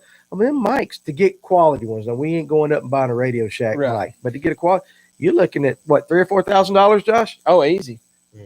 $6,000. So see, Ryan, those are things that we are planning on doing. It's just we got to build it. Yeah, we got to build it. And again, Patreon. If you guys want to support us doing that, you can send us some money. Do you have a Patreon? No, I don't have a Patreon. Make one.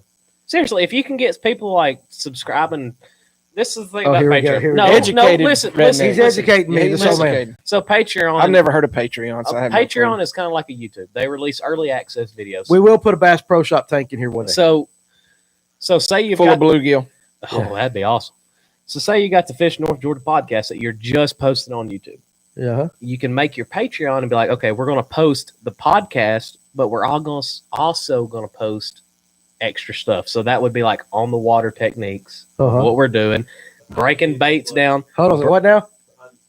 Behind the scenes with Blake. I don't know. Listen, I don't know about all that, but basically a Patreon it's not tying with Blake. It's like early access stuff and stuff like that. Okay. And if you can, you think there's enough guys out there that would pay us to do that? Well, here's the thing. You can make different tiers. So say like you got a $5 tier. They'd get early access to the podcast if it wasn't live. So yeah, but I don't want to change this. Okay, well, if you're not going to change that, you could be like, here's an on the water video, breaking down the water, breaking down the bait, breaking down the rod tackle, $5 subscription a month, and you post 5 videos. That builds. And is that what it is? $5 per person. Yeah, it's basically a subscription. A subscription-based website. I thought there was a way you could donate during the live stream. There should be. If it's on YouTube, if it's on YouTube, well, maybe we might, like send super chats or something like that. I would have stick the heat in there. Is that money symbol? I guess. I don't know. If you're doing a live, people ought to be able to donate if they want to. Show your support for Fish North Georgia. And listen, I'll be dang. I'll stick the HVAC because y'all done went way over my head with all this. Who knew all that stuff? Here's the thing. I know this stuff's expensive. I've wanted to do it myself. I'm glad y'all let me on the show because I have a ball doing it. I know you have a good time. I do. I love it. It is fun. I absolutely. And they do like it. But you know what? Can I tell you something? To listen, you're not stupid though. Even though you get that. No, I mean, country. Listen, you are very knowledgeable. What you're talking about. Like I told you, not smart enough to eat gravy though. No. Hey. It's called Super Chat on YouTube, but it has to be set up. We might set that up one of these. I mean, if you're just getting $5 here, $5 there, eventually that adds up. It's you know what it's called? It's called eating the elephant. Okay, if you try to eat the elephant in one bite, you'll sit there all day. Yep. But if you start with a toe and you just take a bite and you take another bite, you'll eat the elephant eventually. And the guy that takes the small bites will eventually eat the elephant before the big guy trying to chew them at one time. Jeremiah wants to know where you can get a hat. Hey, you go to fishnorthgeorgia.com. If you go to fishnorthgeorgia.com, and if you want a hat like what I've got, we have two different. Well, we got a bunch of different hats. But as far as the trucker style hat, if you want the Richardson one, what is it? Well, what the heck are these? 110s? 112s. 112s. So if you want the look, my glasses are still broke, guys. See, I need money for glasses. Go find me for Danny's glasses. Listen, I made an appointment for next Friday. I'm gonna finally break down and go get some glasses. But you can go on to fishnorthgeorgia.com and go to the custom hat under apparel, and you can order these. These are the ones that are made local, or you can go get one that look at Nathan. Man, see, I'm poor, dude. He's acting like I make all kind of money. I can't even get. Hey, we know you. We know you, dude. I love you, but I'm like. He's speaking the truth. I know Danny for 25 years. Yeah, I'm broke, dude. My wife's is expensive. Well, hey, I know the next video that we can post on YouTube. People's wanting to, well, how do you tie braid to fluoro? You want to do that? Well, let's do it tomorrow. You want to do that tomorrow? And it will not break. Hey, that's cheap line. I'll bring my own line tomorrow. Okay, we got to support this. Danny and Josh have done a lot for us and people. I really appreciate it. I agree with that 100%. I mean, like I said, I would subscribe to something. I mean, even if it's just to help you guys out. Well, I love what you're doing. It takes everybody's mind off the hustle and bustle of every day and all the political BS that's going on. Listen to that, Josh. I love it. Just get out and help somebody, like Danny says. I mean, that's the big thing. Seriously, help somebody. Even if I never get help doing anything, help somebody else. Yeah, my goodness, you got to do that. Here's another thing about Fish North Georgia. Oh, here we go. Come on, baby, talk. Hey, it's been your show the whole night. Let's go. Listen, guys. I'll try to get an FNG hat so I'm not looked down on for wearing my usual tackle. Y'all don't wear that Tackle Warehouse crap. Nah. Seriously. You gonna beat Tackle Warehouse. You gonna have better baits than Tackle Warehouse. I ain't worried about that. My goal ain't try to be. I like to support local. Support local, and that's where I'm going with this. Anybody that's in Pickens County, where's your bait store? No, Fish North Georgia. Fish North Georgia. Well, we still got to build it out though. We still got Dawsonville. Fish North Georgia. Yeah. Well, thank you. You got Hammond's. The one over in Gainesville. Nathan's about to do a raffle for us. So, listen. Guys, he wants to know. Heidi wants to know if you still got the rose. Listen, guys, let me tell you something real quick. This is how poor I am. My phone. Danny has never had a phone that was not cracked, by the way. No, he's known me for 20-some years. I can vouch for that one. Shut up. Listen to this. My phone, people call me all day, every day. And I mean, Josh can tell you, I would sit here and I was beating the ever-loving hell out of my phone trying to answer it. I mean, I would do it like 20 times for it finally answered. And it could be like an emergency and all that. I told my wife, I said, listen, I'm almost done with AT&T. I'm not sure if I'm going to re-up and get a new iPhone, all that, but just go get me a phone that works. So my beloved wife, wait till you see this, Jim, who I love dearly, went to Gainesville, and for $50, you ready? I mean, I hope they can see this on this camera. Brought me this rose-colored woman's phone. I don't know if the camera does it justice. But it's rose colored. All right, so look, it's rose colored, and then it's cracked. Did you already do that? No, it came cracked. $50. My wife bought a cracked phone. Have you ever heard of eBay? Little Mexico. I needed one the next day, man. eBay ain't next day. Hey, Danny, Christmas is right around the corner. He's never had a phone that the screen did not look like do that. You guys have a store in Marble Hill? Because I'm going to be over that way in a couple weeks. I was wondering. Yes, perfect. We do. Fish North Georgia, right here, homegrown. What's the address, Blake? Tell them. 11262 Highway 53. Holy crap. Damn. Hey, the end of Marble Hill in 53 is where we're located. Right. He knows the address. Yeah. I had to put it in to get over here. I just live a minute down the road. iPhone is a glass phone. Yeah, I know. Listen, we'll work on that. It ain't about what I get. Seriously, though. Seriously. Your dream growing up was to own a bait and tackle shop. Listen, it's pretty cool, but what's cool is people that come in here and just sit and talk. I have met some really interesting guys. Yep. Old man Buchanan, Justin. And then all of a sudden, and the goal is if you walk into our store, you're family. And you'll stay family, unless 100% guaranteed. 100% guaranteed. So anyway, so I left that. But anyway, let's do this though. How about in the first episode in January, the first Tuesday night in January, the same group gets back together if possible. First January. First Tuesday night in January. Check your schedule. You can make it happen. I know you're an HVAC man. You're busy all the time. Have you not seen how cold it's been outside? Hey, what is it? We ain't got no heat here. Ain't it supposed to be like 15 degrees Christmas Day or something like that? It's a high of 33. It's going to be. The nightly low is supposed to be. So that'll be January the 5th. Yeah. You free? I'm in. Okay. So January 5th. Matt, you in? Yep. I know Blake's in. He ain't got nothing. I'm checking my calendar, but I don't think I got it. Okay. I'll be here. Nobody. I ain't got nothing to do. I'll be here. Well, Nathan, if you hit the Powerball and you open up a store, you'll lose every damn time. Yeah, that's the truth. If you want to be a millionaire owning a fish and bait and tackle store, you start off as a billionaire. All right, that's the way it is. If you really want to make money, has he done go to boat school? Has he done HVAC in Randolph County, Alabama? I have done a lot of heating and air in Alabama with my previous employer before I went out on my own 4.5 years ago. I don't know if Randolph County was one of them. But I don't even somebody's trying to give you some money. Sounds like. Well, is it close to Gunnersville? I'm in. Because he's going to work for 2 hours and fish the rest. For those of you that actually made it this long into this thing or are watching it later, help somebody. Help somebody. Number one, that's more important than anything. And actually, here's one thing. Hold on a second. The most important thing is tell them who the Lord is. That's number one. Always. Number two, help somebody. Number three, listen. We're gonna make this list, and you can still donate to. You can still donate to the Marshall family. To the Marshall family, you can still buy. You can donate. I'll make sure it gets to the right people. And I'll get with you after the show. Perfect. So I've got several things for you. Good. And I will sell raffle tickets till the end of January for $10 a piece. That goes into the drawing for the AR. All that money goes to the family, so we can help this family all through January. And that's the important thing. Where are they local? I mean, where do they live? Dahlonega. Is there no Charlie's up there? I don't think so. Not in Dahlonega. Okay. That's where you're from, man. But there's incoming. I've got $75 worth of gift cards to Charlie's that I will give to them if there's one. Well, here's what we did. Here's what my church did. We took up gift cards for food because right now the whole entire family's having to stay in the hotel.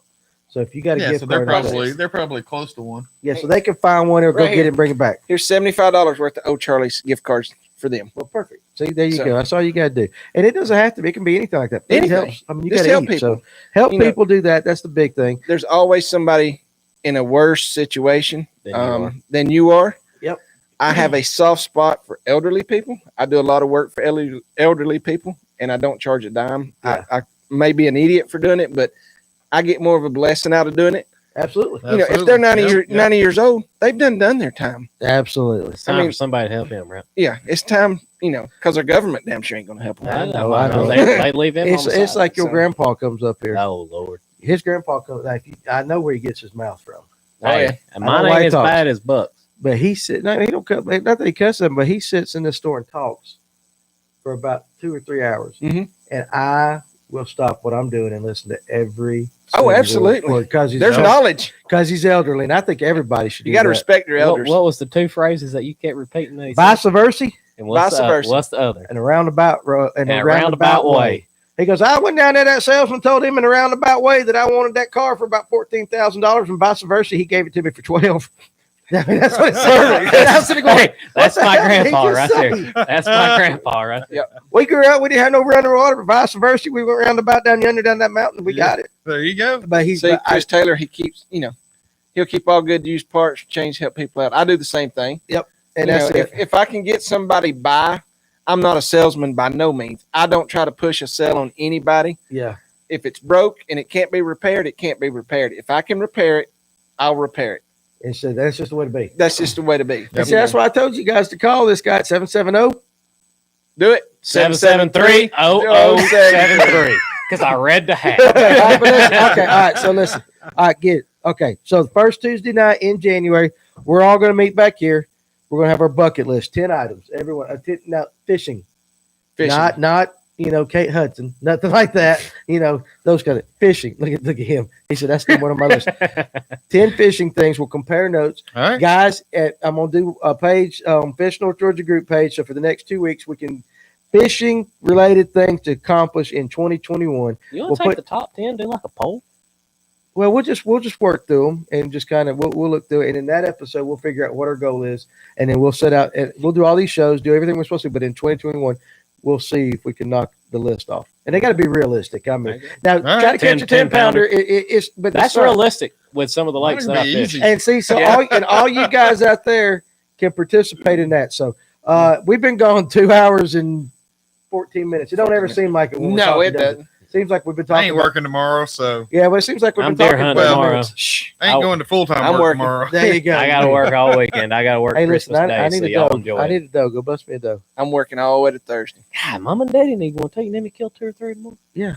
You hunt local? Maybe. Bus 2. Yeah. Anyway, Hey, okay. guys. Let's go another 2 hours. I really actually could. I could too. I've enjoyed it tonight. I know you can. fun. I know you can. It's easy, but again, us three old folks need to go to bed. Yeah. I was supposed to be in bed at 8:45. Danny should make actually. Okay, look, Eric Payne. That is actually a good one.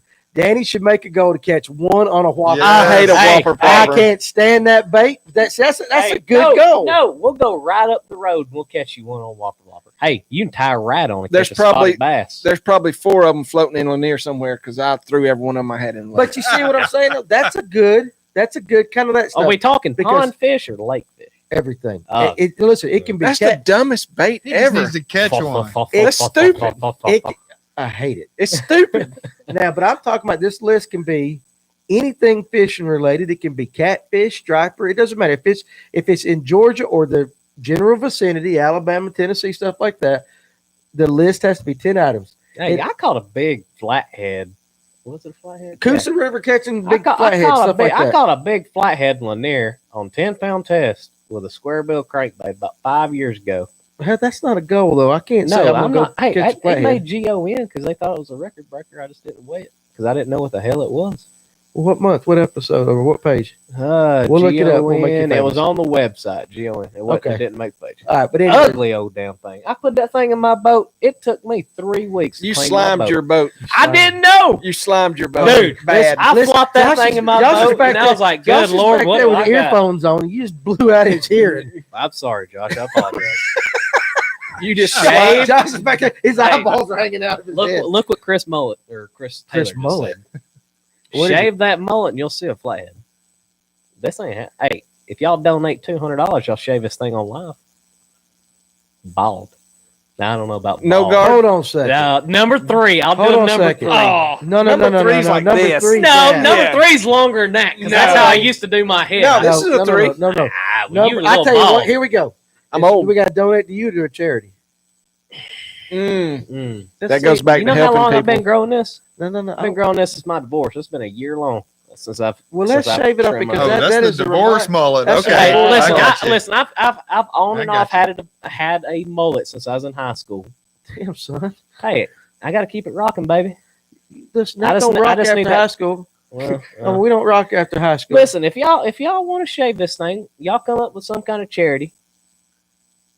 Think of some charity, and I'll do it. We'll shave it on live if we can get What's the enough top money. dollar amount? You think we could raise $500 to $1,000 for a charity? Well, hell, I With did that everybody? Friday. Well, Probably. Let's- what do I would what do say- y'all think? I tell you what. Here's what we do. Post it on the fish. Here's what we No, do. we ain't doing no ball. Hey, I ain't going ball. Did you see how big his eyeballs got when you said All right, straight Hey, green? hold on a second. I ain't doing ball. Listen, here's what we'll do. We'll come back on that same episode. January 5th. We'll come up with a have a price. charity. Yeah. And we'll figure it out. How about that? Because I love my hair, boys. Bald or it don't count. Oof. Bald Yeah. or it don't count. I don't know if I could do bald. This is an ugly head, boys. Well, you got a hat. But- Shave it bald. I'll even bring you a Waters heating and cooling hat to put on that head. Shave it I'll give you bald. one tonight. I How got one long right does here hair on the take to floor. grow back? It don't take mine long. But that I mean, I grew mine longer than that, and it was a Mm. year and a That'd half, be 2 something to years. think. I could do a number 3 because that's how I used to shave it when I got tired of it. shaving cream, razor blade, and all. He ain't gonna go that Nah. far. Yeah, he is. No, For the right dollar amount, you will. that'd take a lot of money. I'm serious. Well, I ain't think of shaving, charity, I we'll ain't do shaving that. my head completely bald for that'd take a lot. At the rate you've been going, to that 2 or 3 more beers and No. Pediatric Brain Tumor Foundation. There Yeah. you go. Yep. or That's, children's cancer, that's- some kind Well, of let's children's do cancer. That is That children's is children's cancer. cancer. So I tell you what, Pediatric. we're going to Because do a children, fundraiser. We'll come back January 5th. We'll come up with it. We'll come up with a goal, and we're going to raise that money and give it to the Pediatric Brain Tumor Foundation. And I'm going to shave your freaking head. We ain't doing it bald though, right? A number 1. That's as close to being bald without being bald. My hair grows quick. Your hair There you I'll go. do it. I'll do it too. Done. Come There up with it a is. price amount. There we We'll go. come up with Hey, a prize amount. Listen, and it won't be like $100. We'll do a No, legitimate listen. thing. This is serious. My grandma, she is a 4-time breast cancer survivor, and I believe in that children's cancer and all that. Oh yeah, Yeah. good for her. We come up with a price amount. And if y'all reach it, I'll do a number 1. You post that on the Facebook page. You post that everywhere y'all can. Once we find out our price amount. Okay, we'll do that, and then Jeremiah. And, hey, all three of us here again. Well, yeah, all three of us hell, here I'll again. do it. But all right, so Jeremiah, Giles, we'll do that next. We'll help the DNR. We'll do some stuff for the DNR, but again, that's the same stuff we can do through this community. I know a DNR guy, but yeah. If he wants to stock F1s in Lanier, I'll shave my head. I could probably get him in here. He's a super cool dude. Well, we can do that. Tell us put some F1s in Lanier. Okay, all right. I got to end this before we're shaving other stuff. Hey guys, tell somebody you love them. Merry Christmas. Merry There you Christmas, go. to all Absolutely. you guys. Like, and, Merry Christmas. subscribe, share the channel, share the Peace, page. Hey, I'm trying to help you out. Give you a listen, shout out. I love you, son. I love you too. This is your show. Sign us off. Can I? there you Go go. ahead. Go with it. Go for All it. right, guys. Blake is giving me permission. First of all, guys, seriously, listen. We do. We love every one of you. We appreciate you guys. If you made it to the 2 hour and 20-minute mark, Good Lord. you are a diehard. I won't be able to drive home. I won't have to No, Uber. we love you. Yeah. Merry Christmas, you filthy Bobber animals. out. That's it. Yes, 20 Absolutely. minutes. We love you guys. We look forward to doing this next Tuesday night. Okay, we'll have one more episode this year. Next Tuesday night, we're gonna let the cold water guys come in here and talk trout, and then we're gonna get back in January. January 5th. January 5th, I want you to list 10 fishing goals for 2021. We're going to set, things to do. We're going to set it all up. We're going to set up the charity for the Georgia Pediatric Brain Tumor Foundation. Pediatric Brain Tumor Foundation. Pediatric Brain Tumor Foundation. We're going to raise that goal. We're going to kick that goal's ass because we do that here. We always hit every goal. It seems like everything you've on the goal wise, you went We're going to go, and So, we're going to shave his head right here. Take a picture of this. do you have ties with that pediatric brain cancer? Yeah. Just Okay. out of curiosity. Okay. All right. So good. So that stuff right there is gone. God, my ain't pretty. No, No. it will be a joy to cut that off. As a matter of Wait, fact. turn your head back to the side. Hey, wait, See, so that's do you not as think- bad do you right think there. we could give his hair to that lock? Nah, It's not not long. long It's not long enough. I cut it too much. Okay, well, that'd be a go for later on. All right, guys. Anyway, we love you. We appreciate you tuning in. We will see you next Tuesday night. Everybody have a Merry Christmas. Be Merry Christmas, safe. y'all. Merry Christmas. Listen, hug the people around you And help somebody. help somebody. There we go. All right. We'll see you guys I next just Tuesday met night. you. So. Yeah, We'll see you later. All right, let's go home.